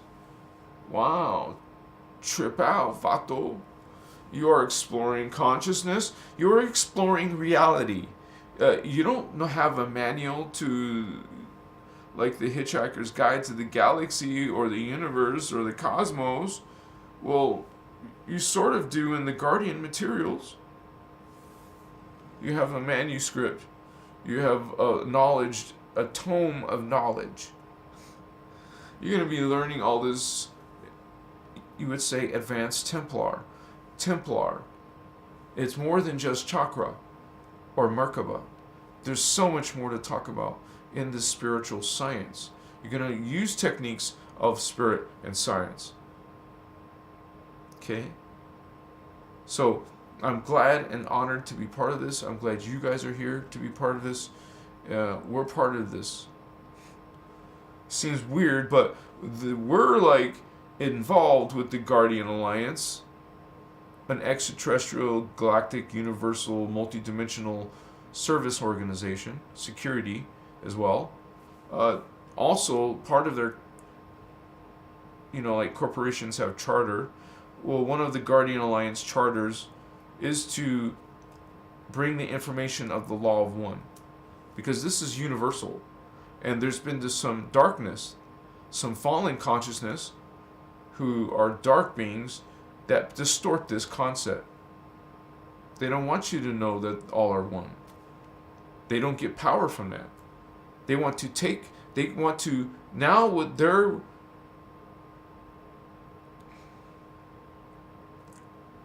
moving. They're moving. Now it's pointing. Now you're getting pointed somewhere else. You're getting forwarded somewhere else. Somebody put something in the middle, and now you're freaking going, instead of naturally to the source, now you're going like this. I just got that in my mind, so I described it to you. Sorry if I don't know what in the world's going on. Sorry.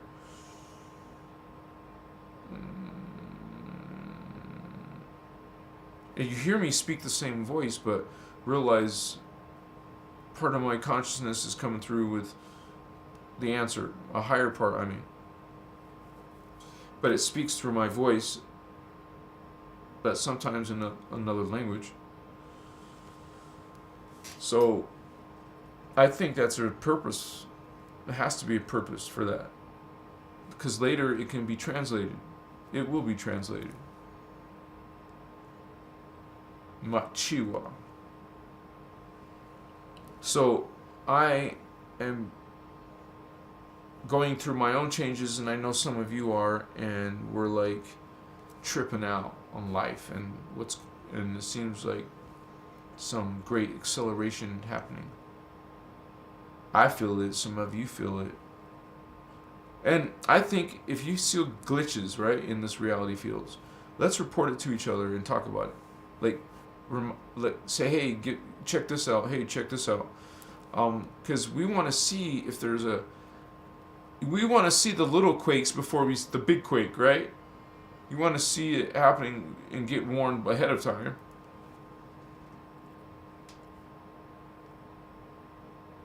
because maybe you guys will see a video or see a picture or anything that will help us see what the hell's going on. It doesn't matter what it is. It could be political, it could be spiritual, it could be something happening in space, in the moon, in the sun. Hey, let's tell each other this shit.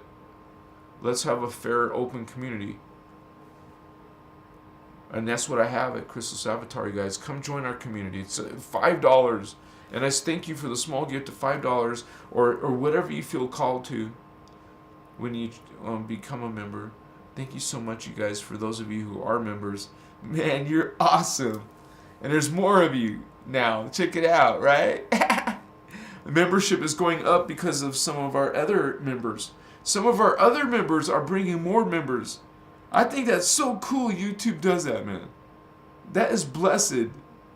That's freaking awesome. Thank you guys again, Shining Light and Klaus and all you other ones who did that. My child. And where is Candace? Somebody tell Candace to get her ass here. Gabriel. My chiwa. My katsas.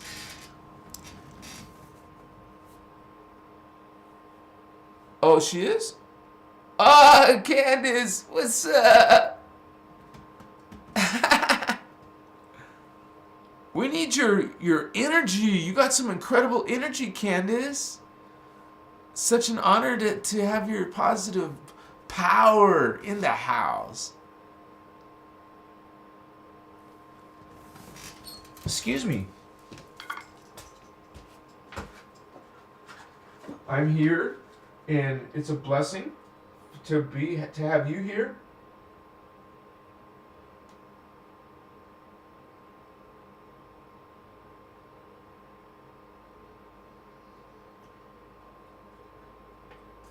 Give me 1 second, please.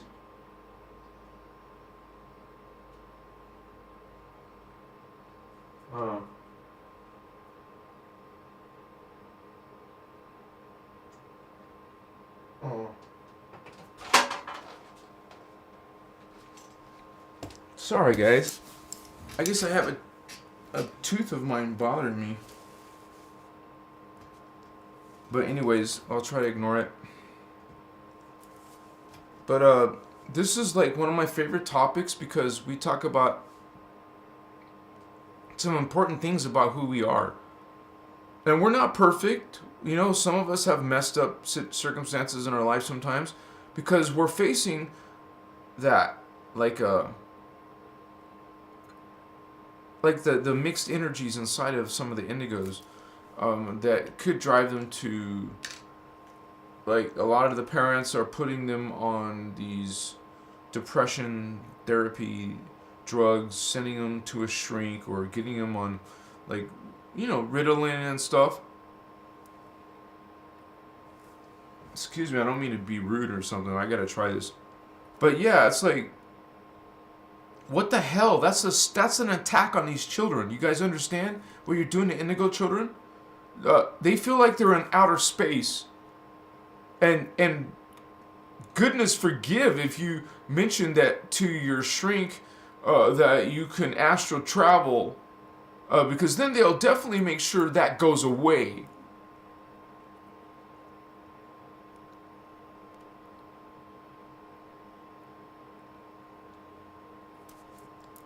Finally, shit. I gotta be very careful with this tooth because it feels like it's loose. Anyways, I will take care of that stuff when I finally get my truck. I'm just telling you guys, in my personal life, I'm trying to get my truck ready to pass emissions, and so I can drive again and maybe even move. I want my own place, and if I can't afford a place, I'm gonna, you know, because even a small place costs a ridiculous amount of money. I seen like $800. It was like $850 for less than 200 square feet. There was enough room for a bed. So I don't even know if I'll be able to afford to get on my own. So I'm going to have to probably start living in a tent again, which I'm willing to do while I save up money. I just want to be on my own.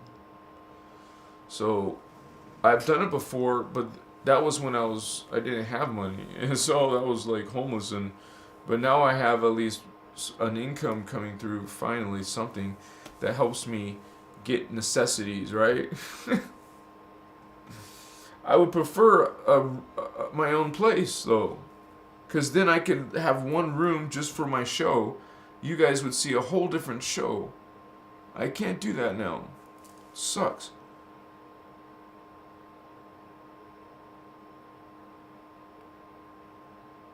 It really sucks, man. I could do so much again if I had space. I want space. And if it was a big room, that would be freaking awesome. It's so weird because I used to live in my warehouse. Like when I was successful in my life years ago, when I had my own corporation, I had my own office and warehouse, I lived in it. Why pay rent for an apartment or whatever when I could just sleep inside this giant building? I had 7,000 square feet. Why go pay some shit for a 2,000 square feet house when I got 7,000? It was almost 8,000 square feet.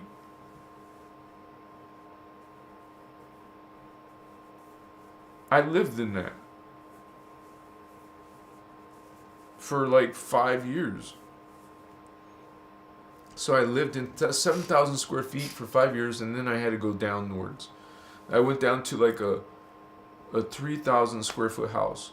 That was like a 2-story house. It was cool, but then that's when I lost everything, and then I got reduced to living inside a car, which is only like 1 square feet, 2 square feet, 4 or 5 square feet. Not much living space.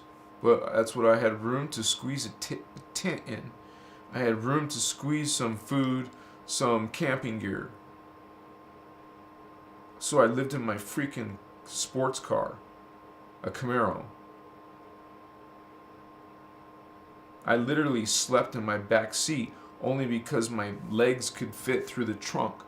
Like if I it was like a space like this. Like that was the space I had for my legs. So I couldn't like raise my knee or some shit. Eventually I ended up getting a tent, obviously. I didn't want to sleep like that forever. But I did a live in the freaking cold, you know. I'm like, doing my live. What's up? That's not on Christos Avatar. That's my other channel. So I love you guys. What's up? What's going on? We know what's going on. We're opening our indigo ray. We're opening this chakra. We're psychic. We see visions. We see spirits. This is the sense of vision. This is the vision center. You see, you imagine, you visualize. It's coming from here, your inner eye. So to activate this indigo ray, this inner eye, you would focus on the chakra of the indigo ray. The third eye. You would focus on the chakra to affect the connection to that. So this is important for indigo. Your third eye is important. You're an indigo. You should have this level mastered. You want to learn how to. And some of you are. You're coming into your power. You're coming into your awareness. Like reaching high levels. That's freaking awesome. We need to spread that around. My holy vatos! Yeah! Adelina! I love looking over the city and the rivers at night. Me too! I love that. I used to, like in Tucson, there was a lookout point I would drive to. And there's also Mount Lemmon. You can see, there's lots of lookouts in Mount Lemmon. And then when I lived in Nevada, I would go to the top of the mountains and see the lights. It was cool.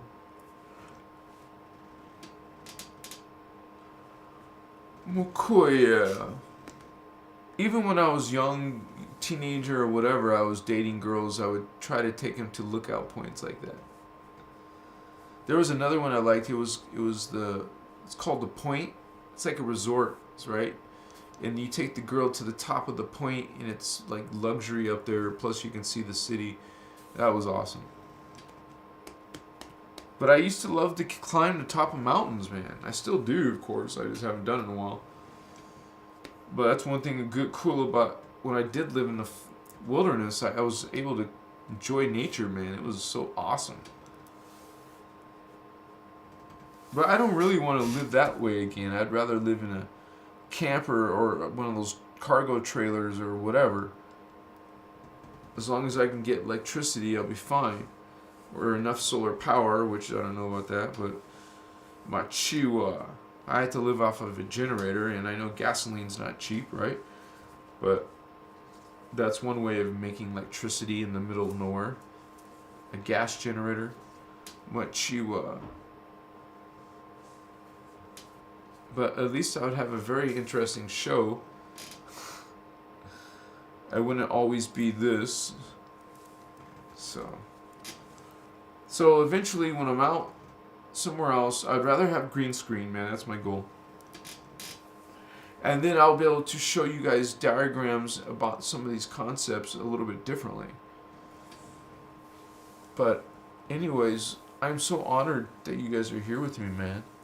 You guys realize we're awakening together, and we're like going through changes, activations together. Much respect to you guys. Don't worry about all the haters, because not everyone's gonna understand you, get you. Welcome to your family, Indigo. This is a community of like-minded people, and you can see most of us are nice and friendly, very loving, right? Just look. She's speaking Lyran. Hailing the Akashic God Force. Thank you, Candace. You're awesome, sister. I have about 200 square feet listed at. Yeah, see, that's what I mean. And I understand that. I just want to be, okay, one day I'll be able to, no problem. We didn't have these problems. I think my rent was like $5,000 for rent. So that was just rent. I had to pay employees. I had to pay all like utilities for a large square foot area. That wasn't cheap. You have to have insurance. You have to have security systems. So I operated my businesses out of my house too, so, but that just takes up a lot of space when you're selling physical merchandise, which I was at the time.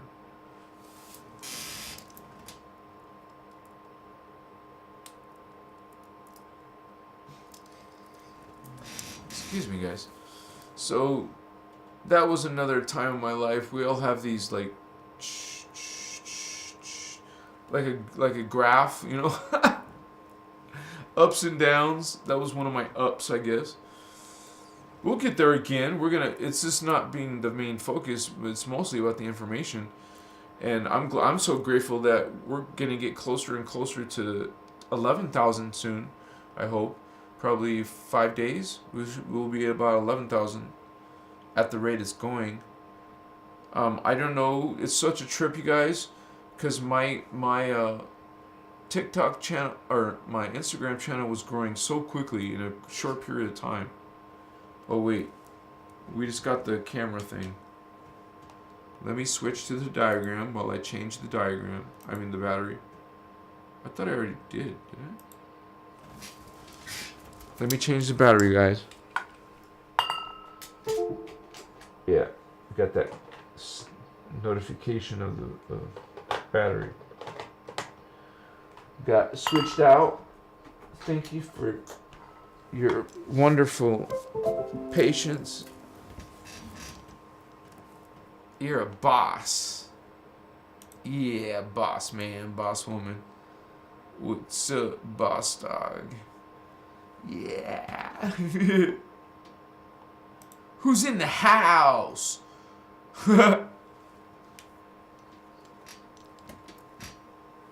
What's going on, holy ones? Joyful Jennifer, CMJ Rosenberg. We will be creating a food forest creator. Tells me, or land is a blank canvas. I want to have some land, man. I would love to be living on some land. Yeah. What's going on, honey pie? Ha ha! Kaboom! El Kaboom! What's up? Essen Coleman. Thank you for being a member for 3 months or more. Thank you, Holy One. Yeah. Barefoot Sungazer. You know anything about aphantasia? Having a completely blind third eye? Oh, I haven't. I think it... Wait. There's so much chat. It says, I think it has to do with something that imprints into our grid. Like an outside attachment, you mean? Energy attachment? You can go to the grocery store and come back with something attached to your fields. So, what you're talking about, I'm not sure. Completely blind third eye. That sounds like just another way to say my third eye is not opened. Well, you all start completely blind. And then you would... It's not an affliction. It's something well, I guess it sort of is an affliction because it should be just naturally open, right? But we have some distortions in our DNA, which prevents a lot of people not having it activated or being able to activate it. So, but we learn these techniques to bring those activations in. You open the chakra and work on building more. So, if your goal is the third eye, Indigo Ray, just keep working on getting more and more and more. Make it a daily thing where you're just training yourself. Do some research, you'll have the knowledge, and you'll start practicing techniques. We're going to teach these techniques too from the Christos point of view, which, you're probably getting some information here, some information there, some information from me, and I'm grateful. Thank you, Holy Ones. I've heard that for a short period it was a subconscious block. Well, the Guardians call the first strand, the first DNA, subconsciousness. And then we have, there's plant consciousness, animal consciousness, and elemental consciousness. It's the emotional level as well, the social level, the sex level. And then you go to the mind, the ego, Makaya, Mashutas.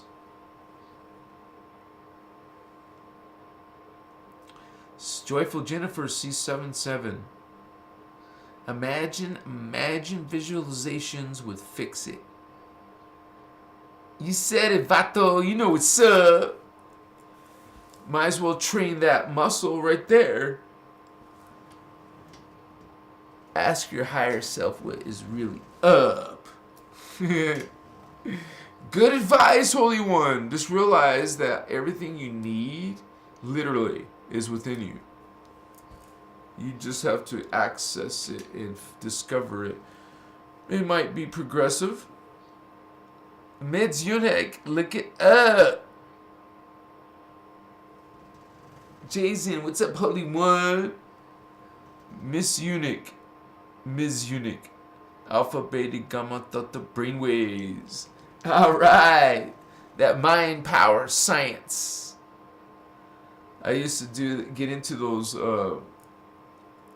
like back in the 80s and 90s, I was into the light and sound, the flashing lights, the different speeds, and then you have the binaural beats, and then there's something that went beyond binaural beats, and then you would do this little cranial electrical stimulation.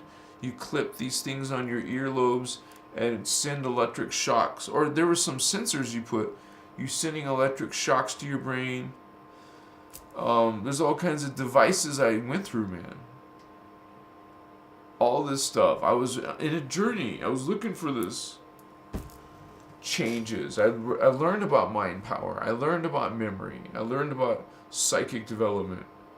I learned about remote viewing. You know, we go on this crazy search and learn this shit. We learn about, you know, drum circles and sound and light and symbols and mudras and rune stones. You know, we're learning all these technologies of consciousness and healing and all that energy stuff. Come on, guys. You haven't got with the, you know, program? What's wrong? What's going on? You're not no Skywalker. You're no Jedi. What are you? Oh, you're just an average Joe Schmo. And that's okay. If you want to be. No way. You're on Christos Avatar. You want the real deal. What's up?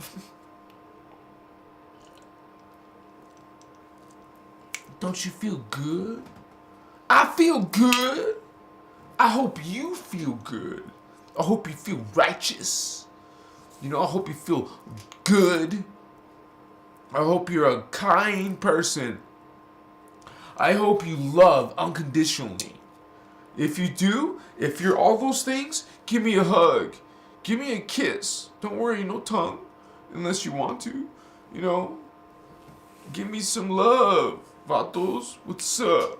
I was talking about girls, by the way. Machiva! Some of you Lumerian priestesses, or princesses, sorry. Priestess. Why not?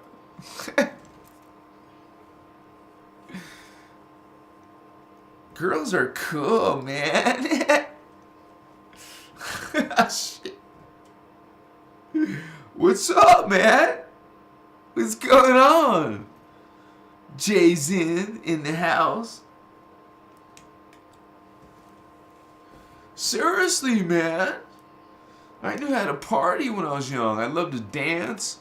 I used to go to nightclubs. I love that kind of music. Sometimes I drink. Dude, in Vegas, I lived in Vegas, right? So they give you free alcohol. So what the F, right? Well, it's not exactly free when you have to tip the pretty girl who's serving you drinks. You want to tip her, so it's not exactly free, but it's going to be cheaper than the bar, right? But not really, because you're gonna be the house's bitch. Understand? You're always, the house always has an edge. What are you doing? That's why they call it gambling. You are gambling. It's Vegas. You gamble, and you tip the waitress, so it's not exactly free. You're a schmuck. You don't tip the waitress, right?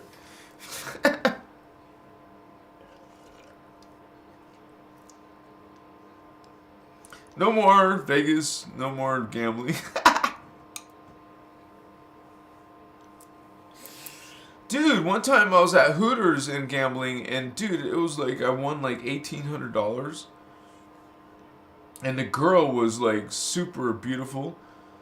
It was fun. Interesting. And then I would go somewhere else and lose my money. So what the F? No fun. You try to learn how to play 21, get some books, get some computer programs, and try to become an expert. You're playing the house odds. The only way you're going to go outside those odds is by playing other humans, not the house. Play other people. Like poker with other vatos, you know. Then you have a chance, because now you're dealing with the equal odds, right? Same odds. Now you can go beyond people's expertise. You can be a good bullshitter, in other words. So anyways, it's not part of the Indigo conversation, I'm sorry, but realize that, yeah, this is, it's part of spiritual ascension, if you're an Indigo. And I want to, like, read from these notes, because it's important. This is some of the statistics. I feel more, like it's more accurate if I read from my notes. So because there's 3 types of Indigos, you guys, and you can hear the description of each one, and you guys can realize which one you are. Because there's one called recessive.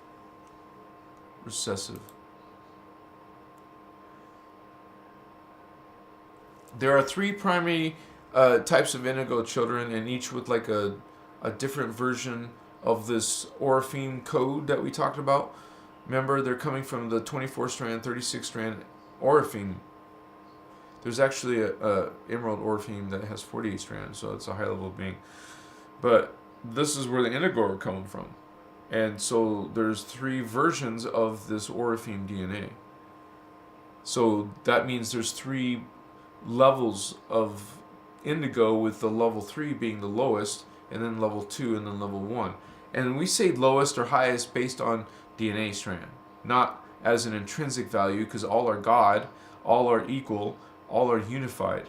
But when it comes to energy, you can have beings with more energy.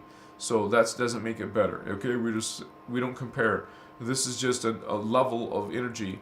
When the Ascended Masters come down here, well, some of them have to be large energies, some of them had to be smaller energies. So we're playing our parts. But anyways, this we talked about the Indigo type 3, and mostly I'll just read what it says here is most common type of Indigo child, presently incarnate in Earth. And the type 3s began birthing in very small numbers about 200 years ago. Okay, so if you're one of these type 3s, there's been a history of you guys for the past couple hundred years. And remember, the dark side started coming in with their channeling movement in about 100 years ago. So the Indigos have been coming on longer. Okay, and that's right now, we're talking about the most common type, and the Indigos call it the recessive type 3. The type 3 Indigos are called recessive Indigos. Okay, and this information is coming from 20 years ago. So these numbers could be more, because it says from that period of time, 2,500,000 Indigo recessives incarnate now.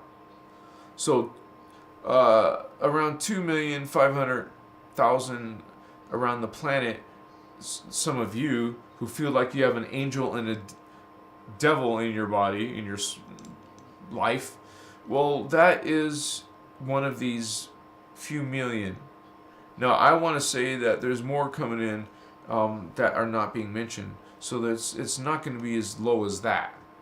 But there's the next one to be the Indigo type 2s, and they're called the dominants. Okay, these are, I'm just reading from my notes, and this is the next level higher. Okay, so but they don't have the host matrix like the Indigo type 1s. They don't have 2 souls in one body. So if you feel like you're connected to the Indigos, but you don't have this conflict in you, then you're probably Indigo type 2 or 1. Okay? So, now while there's millions of those, now the Indigo type 2s is the next most common type of Indigo child. And the isolated numbers of Indigo 2's birth was between 75 to 100 years ago.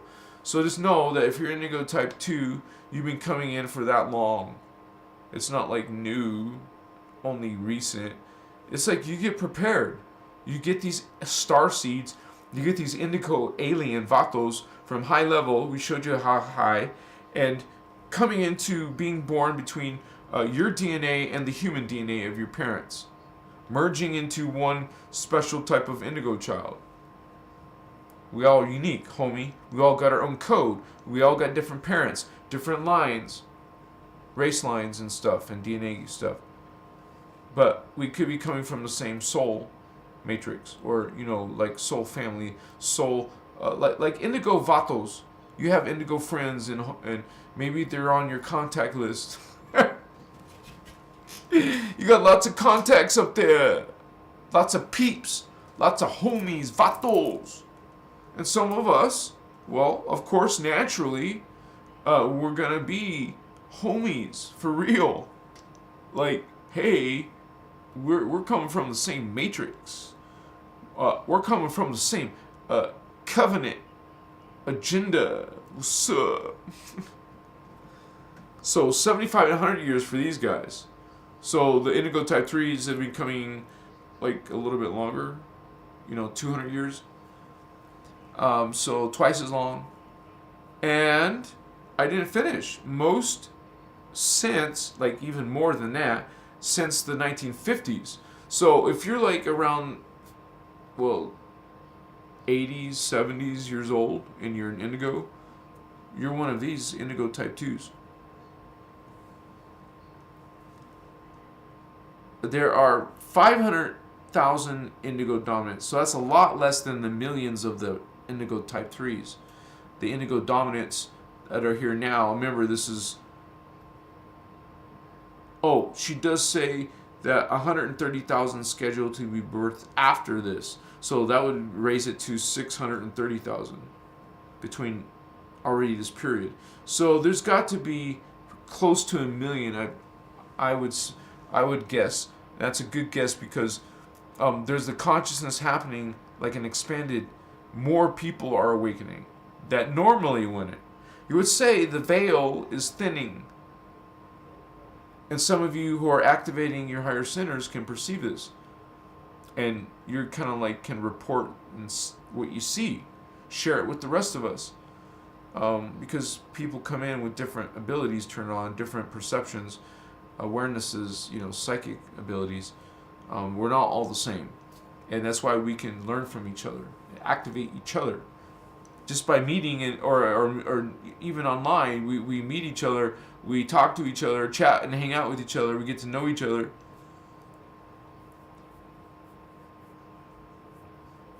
So that was,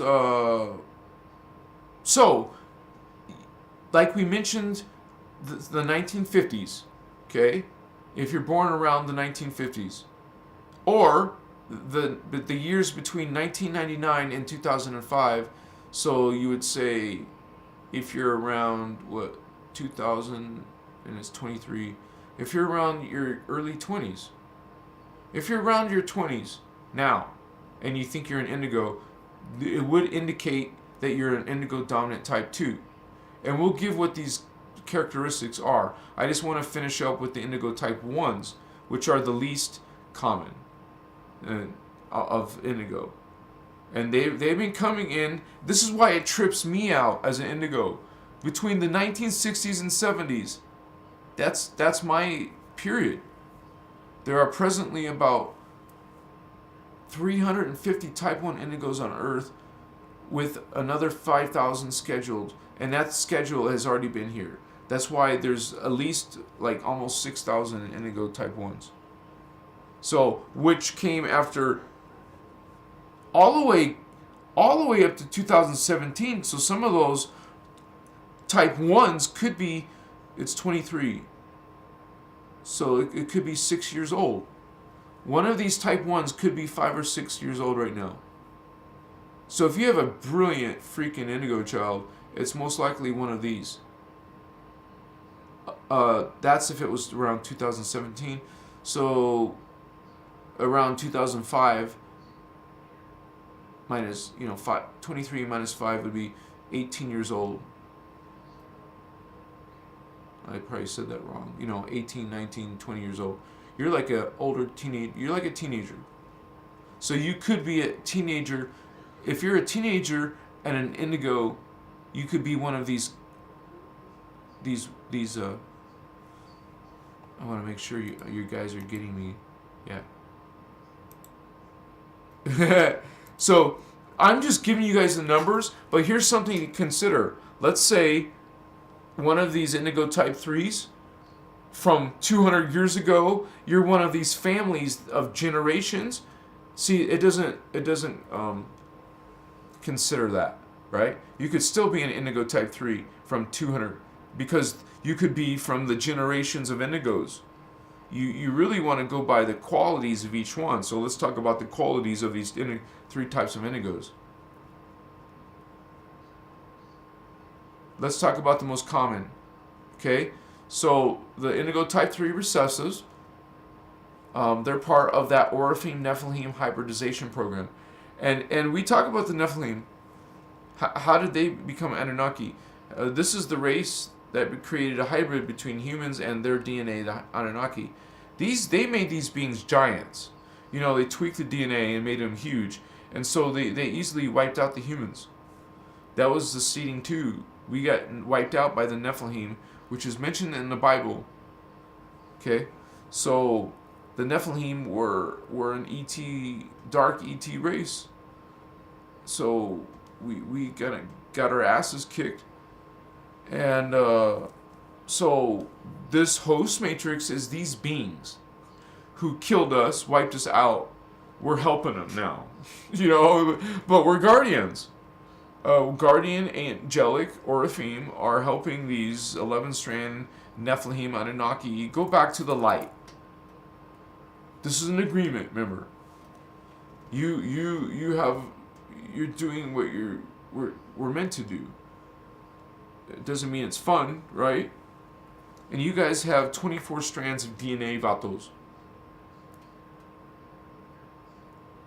Well, what it is you're taking the 24 strand with the 11 strand reverse Templar, they call it Sun DNA, because that's what these fallen angels are. It's reverse DNA, reverse code against life. They live in that's a phantom state of existence.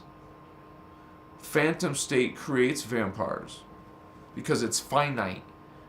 Finite means the energy can run out because it's not perpetuating.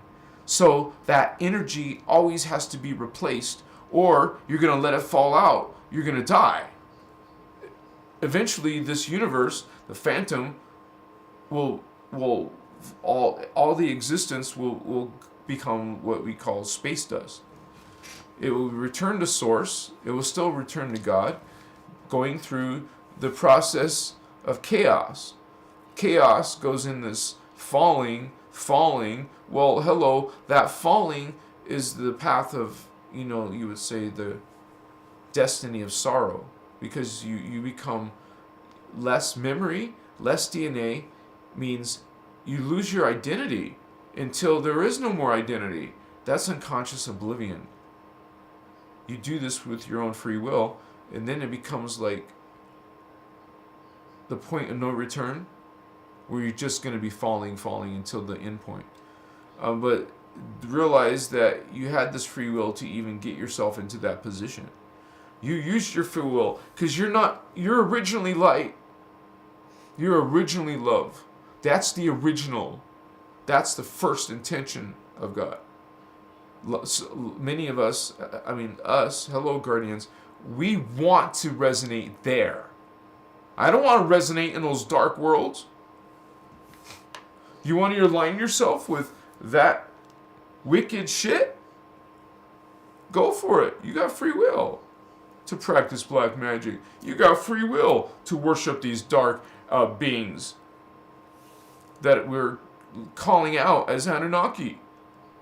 The Indigos, or the Guardian material, is telling us straight up, already in Voyagers 2, which is one of the earliest bits of information on this Guardian information coming in. That's one of the first things they start telling you. Hello, These beings are dark. Look what they're doing. And you decide. It's not like we're just saying that. There's a history. There's a record. And just like you hear about Tartaria, well, that's covered up for a reason. They went through a cover-up campaign. They get rid of evidence, starting with making floods. They created the floods, mud floods. Realize this is in the Guardian material. There was not just one great flood like in the Bible. That is a composite of 3 floods. There was 3 floods, intentional floods, used to help wipe out evidence, to wipe out information and truth that's apparently emerging back. So that was like a temporary thing. Eventually truth returns. It's called disclosure. Okay?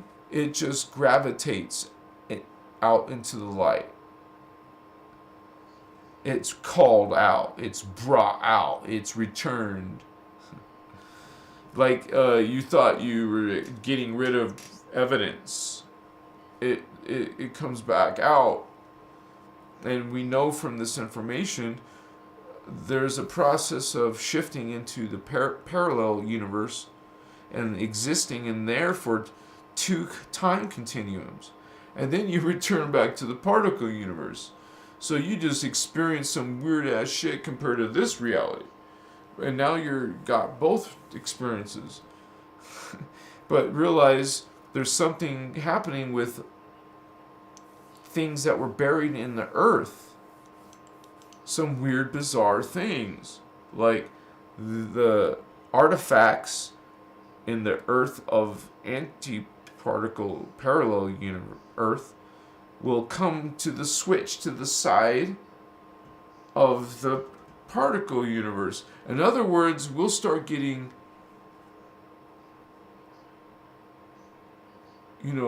like buried artifacts from ancient periods of time show up, become manifest into our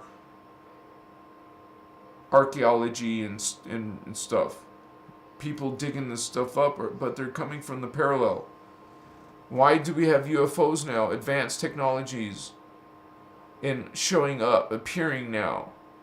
What? Because you realize through the Guardian material that parallel is more advanced than us. The parallel is twice the particle speed as us. That's highly more advanced than us. That's the same vibration rate as Tara. Tara is twice the speed of Earth, which is another version of Earth, the ascended. We talk about ascension, right? Well, it's Earth that goes through her ascension. She becomes completely different. You give her a different name now. She's not Earth. It's Tara now. Earth becomes Tara. Just like you become a soul. Earth becomes something greater. And hopefully you go with her. And as Indigos, we're returning from there. We're living there. Or, actually we just traveled through there.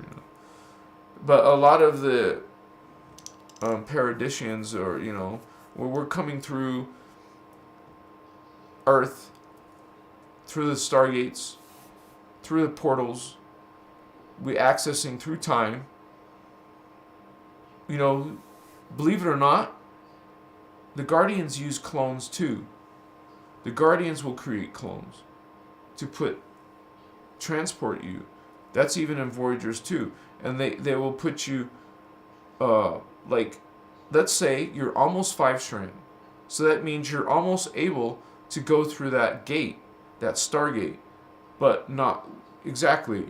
So they would have to put you in your consciousness into a clone that did vibrate at that level, put you in a UFO, and take you to the 5th dimension. This is what some of you won't have to die. You'll be transported temporarily to a clone body to get you through the gate into your new body. It sounds like weird spiritual nonsense, right? But this is what ascension is. I mean, for some people in that situation.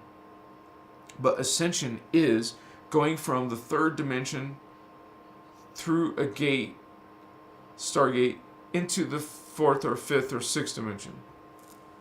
All depending on your DNA.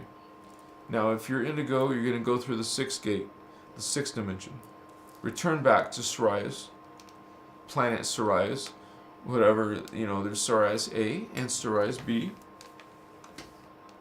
And if you want to hang out, or if you want to return back to the Ascended Master, you decide. No, actually, yeah, Ascended Master. You decide, vatos. About 20 more minutes. Cool.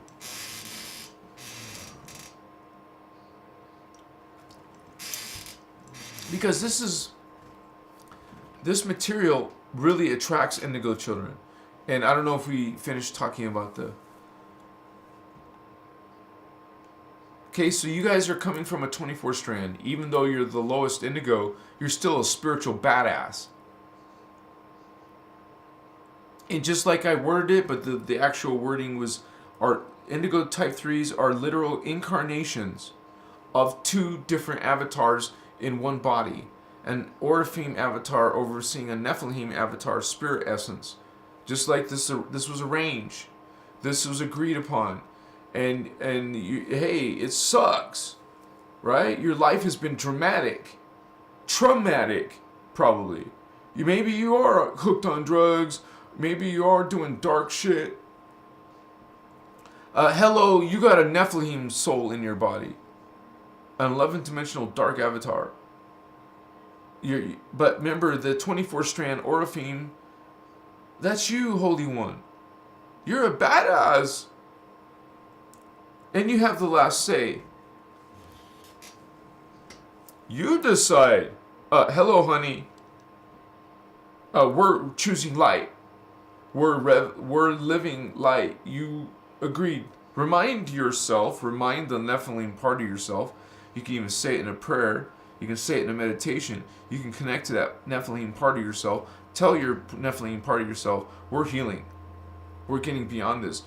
You agreed to this. I'm holding your hand. Let's step over. Sorry, I get into it. But you really realize, Indigo Type 3s, you out there, you realize you have a very, it's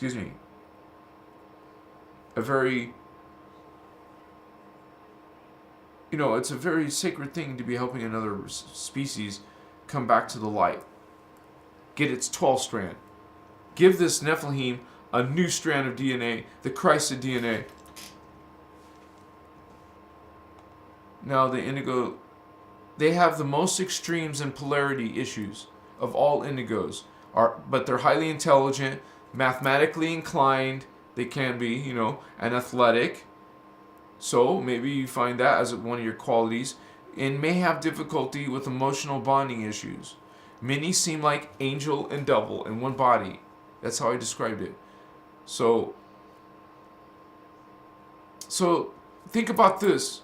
You will have, your incarnation involves more than one family line of consciousness. So you have two family lines. That is pretty cool if you think about it. You don't just have the Nephilim family line. You don't just have the Oraphim family line. You have both. That opens up an interesting life.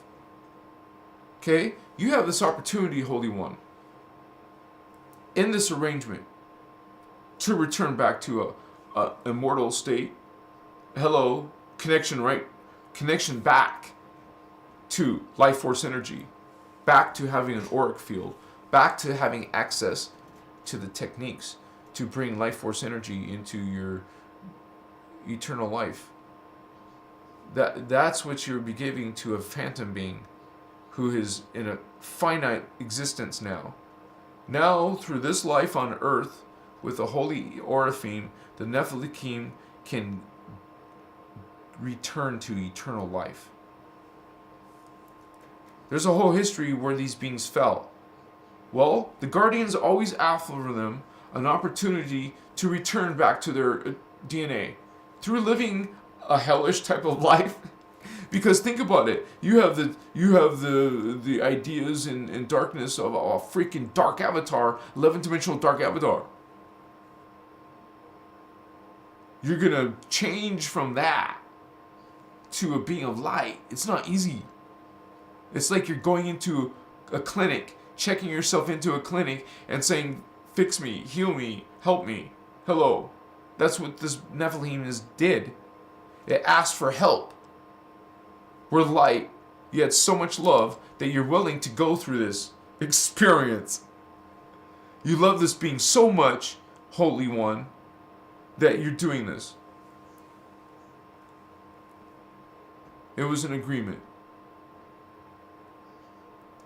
The second avatar spirit is that of an 11-dimensional Nephilim, the race of giant Anunnaki starseed humans who were banned from Earth in the second seeding. Hello, they wiped us out, so they were banned. Okay. But the Nephilim race has been trapped between this, density 1 that we live in and the 11 manifestation cycles for many thousands of years. So that's what we do. We're trying to help them out of that circumstance. Now, I don't want to just read about them because I talked about them before. So let's get to the Indigo Type 2s. But I know a lot of you can relate to the Indigo Type 3s. That's why remember, it's the most common Indigo. And the trademarks are easy to point out, to relate to. So if you have some of those issues, you understand that what you're dealing with, you have a better chance to realize how to deal with it now. Now that you know what the F is going on, what's my crazy local life? Why is this happening, right? Am I being punished? And the Type 2 Indigos are part of the same Orifeme race hybridization, because you're hybridizing with that level of the Orifeme with the human level, a 12-strand level. So we can reinstate the Earth-human genetic lines. That's what we're doing because it's distorted. We're reinstating, restoring the DNA by bringing in, it's called a star seed. You're bringing your needed DNA from a high level to come and fix this distorted DNA. Because you take these beings who still have the Templar, who still have the original DNA, and use it to mix with human parents down here. You see how you're affecting the DNA. So it's not just about coming and being a spiritual leader. That's part of it. But you're actually bringing in Vato, starseed genetics, to help distorted genetics by mixing with that genetics. So we're doing the opposite of what the Anunnaki did. They did the same thing first. They took the human and mixed it with their Anunnaki and now started, it's like an invasion. Invasion into our planet consciousness, invasion into the human race consciousness and our people. Now we started becoming corrupt since Atlantis. We're becoming like these beings since Atlantis. Our holy books and religions are like these beings who are actually from Nibiru. They're coming from Nibiru. So, this is what you're part of, Indigo. To fix, to counterbalance. That's why I use the word counterbalance. We're trying to offset the mutation that's happening in you're being attacked, not just in your air and food and water, but in your freaking DNA. Modified, not just 2022, 2023, but in ancient Egypt. They mutated you, and they mutated you in Atlantis and Lemuria. They're mutating us. They've been doing it, and they were successful. Look at the damage they did. Look at the power they harnessed. Look how much they're involved in our lifetime. We want to be love and peace and get along. But we got some people ruining the party, crashing in on the party. No, you're not going to be peace and love. We're going to bitch slap you. We're going to throw you into slavery systems, brainwashing systems. We're going to siphon your life force energy. We're vampires, and we're going to dominate you and feed off you. And that's what the Indigos have to. That's what we're counterbalancing. We're bringing in, hey, you're God. Hey, hello, they're liars. They're feeding on you because you don't notice it. So a second opinion comes in and says, hello.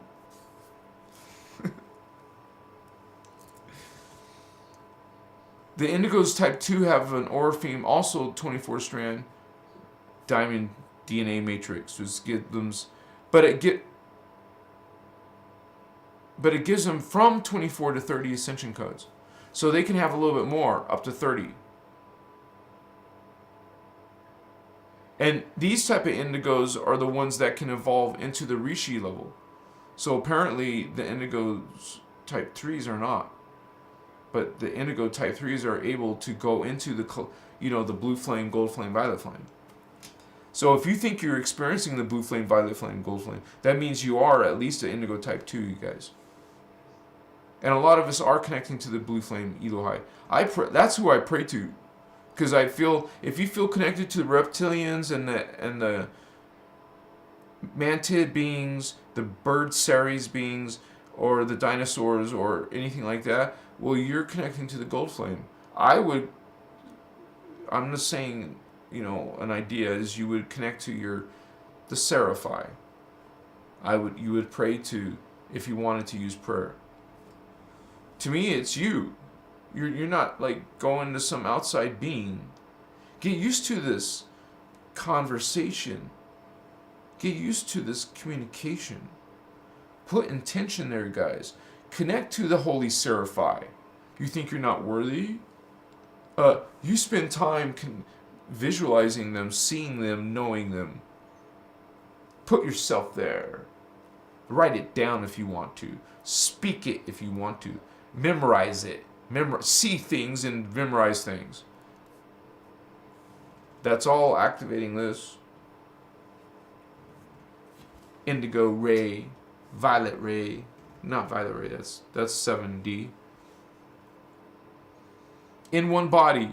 The Orifemes don't extreme have these two, it's only one individual in the body. So you don't have these extreme polarities like the indigo type 3s. And the core of their life purpose is to assist in raising the consciousness within the earth human lineage. See, the indigo type 3s are busy with their own drama. The hell angel in their body. Their life is just freaking seems effed. The indigo type 3s are indigo children who don't experience this. You don't have such extremes and craziness. So, once again, look at your life and see which one fits you. And also, your purpose is to assist in raising the consciousness for the earth humans, what you call earth seeds, to build the critical mass of this diamond sun DNA matrix, aka Christ consciousness. That is the 12-strand diamond sun matrix. Humans, all humans, have a minimum of 12 strands. What's up, fatos? You're all spiritual badasses. Even the earth seeds. That's their potential. A diamond sun DNA is your matrix. It's just in your junk. Maybe you only have 3 activated out of 12, right? So that's what we're dealing with down here. And you have advanced psychic development, the indigo type 2s. And you have open interdimensional contact. It says from birth throughout life. And I believe that sometimes this you could forget. And I find myself remembering I was psychic when I was a kid. But I forgot that. Or think about it this way. Maybe it never went away. And you always thought it was a normal sense. You're used to perceiving, so it's normal to you, but not normal or normally happening to other people's consciousness. So you're gonna have psychic development, while most humans don't. That's just a fact. They don't have that DNA strand, when you develop the DNA strand, you're a starseed from another world, generally speaking. Can some Earth seeds grow their fourth strand? Of course. In this lifetime. In one lifetime, they could. That's what they're going to eventually want to do anyways, right? You want to evolve the next strand of DNA. So you could have this interdimensional... Dude, most of us can say, yes, I have interdimensional contact. You know, even some of you go far as seeing UFOs, and maybe you're abductees or these contactees, right? Well, now we're talking about indigo type 2s. These are some of the things you would say. They are gifted in linguistic translation, the arts, music, and interpersonal diplomacy, but may become excessively introverted due to fear of the earth environment. May become. Type 2s are the most personable, like friendly, sociable, welcoming indigos out of the three types. I think of indigo type 1s being more loners, but we'll get to them because there's less and less information for each one, because it's straight up, you know, they're the most enjoy the human bonding if they're sheltered. Some of us, you know, will want to have that connection. So let's finish up with the indigo type 1s. Yeah, because it's almost 9 o'clock. So these are the Emerald Order Orphine. Remember I mentioned there was I think I called it Emerald Sun Orphine. I prefer to call it the Emerald Sun Orphine because it tells you exactly what they are. They have that Emerald Sun DNA. So why not just call them Emerald Sun Orphine? So I call them Emerald Sun Orphine. And they have 48 strand, like Jeshua, like Ashiana. Beings who have reached that level are coming from that strand, that potential inside of you, which gives the maximum of these ascension codes. And I do talk about ascension codes, not a lot yet, because that's some of the, you have to get into some of the morphogenic fields, and you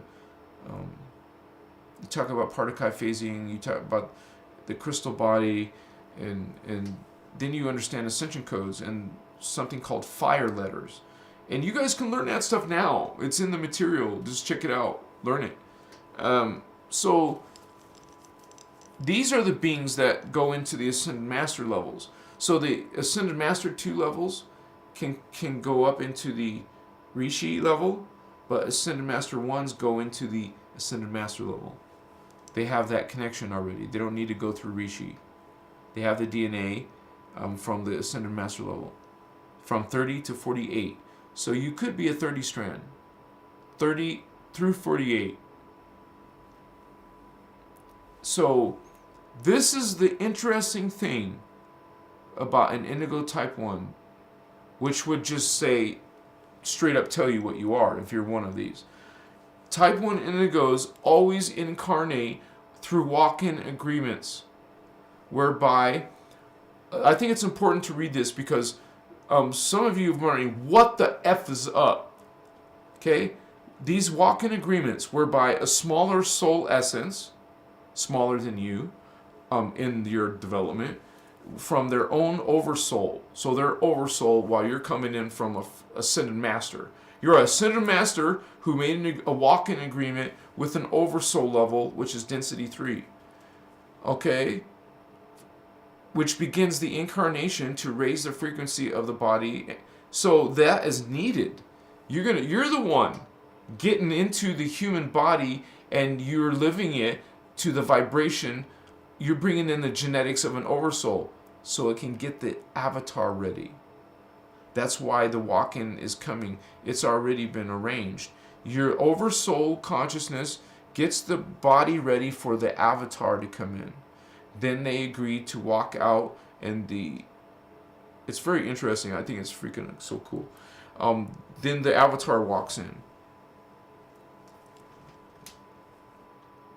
It begins to, the oversoul raise the incarnation to raise the frequency of the body, and once the DNA is sufficiently activated, the original soul walks out. Okay? That first oversoul that got the body ready walks out into ascension, and the avatar identity walks in. Basically, it's like transferring the spirit essence into the body as the other one walked out. And so it's like to awaken within the body and to fulfill its world servicing contract as this master avatar. And they put the word always bolded and italicized. It's very important.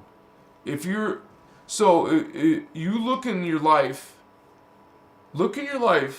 something happened in your life where you walked out and the master came in. Think about that. Have you had a near-death experience? I know I have. That was when I was a teenager and I had a collision in an intersection with my little old bug, and then I lost my memory for 24 hours. I didn't even know who my girlfriend was.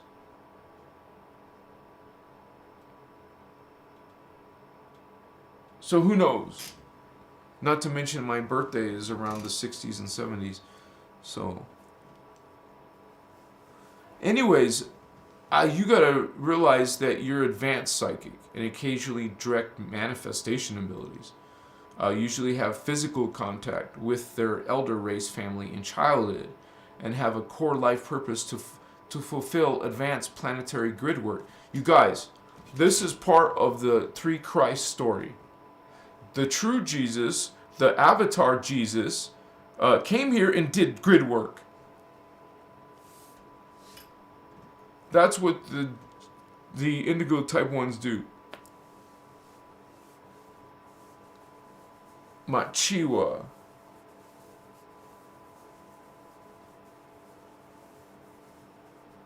Advanced planetary grid work, it's a contract. They are sensitive to everything and often remain detached from human issues to focus on their service contract. And they hold a great love within for all life forms. No judgment. You want to develop that. You just love all life forms. Animals, plants, you just love all life forms. You don't want to hurt any life forms because you love all life forms.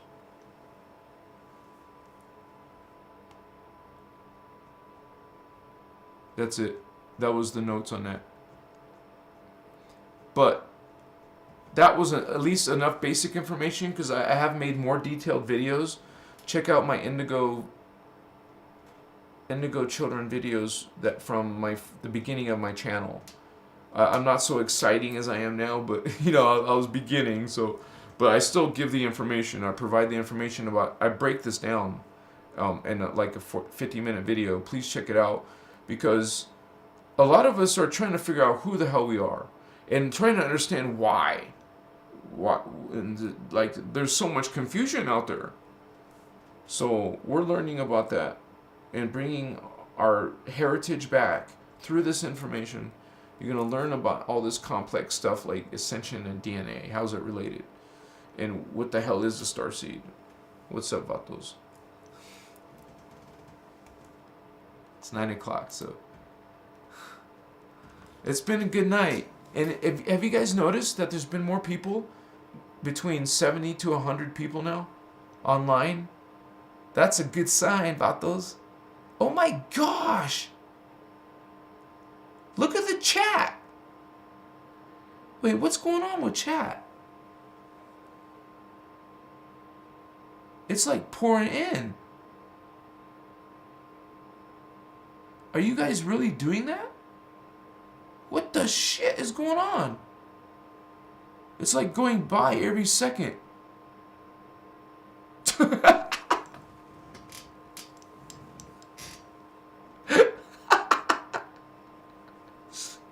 Did you see that shit? Of course I slowed it down. I love you guys. Thank you for being here. You were here on Christos Avatar. Yeah. 1111, Michelle. Thank you, Michelle. I love you, sister. Blessings to all. Love you, Candace.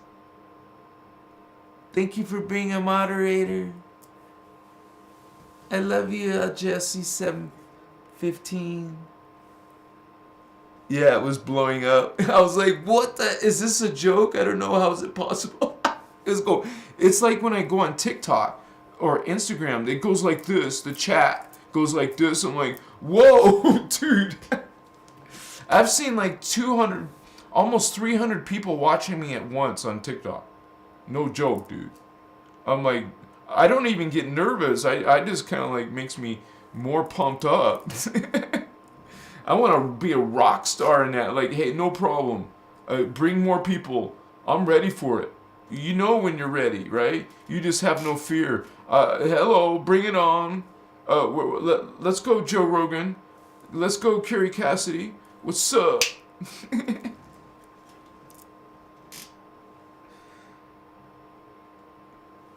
Peace.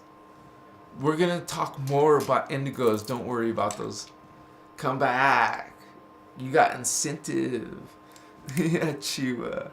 And I promise I will make a real documentary is just as good as... Because I'm getting good at editing and production. So I'll make a better... I might even do interviews too. So, blessings, you guys. I love you. I love you. I love you. Unconditional love. Come on. Let's bring this Christ love. No judgment. It's not even easy. We're not saying it is. It's not good to always be sweet and loving and in a good mood. Vatos, yeah. Light. Emerald Covenant. Spiritual gangsters. What's up? We're a gang. A group. We're a group. We're a gang. Spiritual gangsters. What's up, vatos?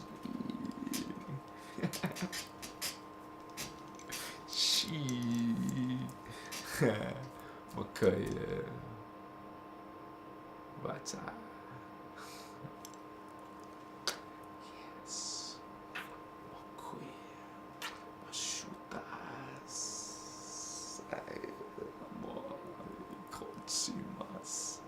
I feel good. Namaste. See you on the flip flop.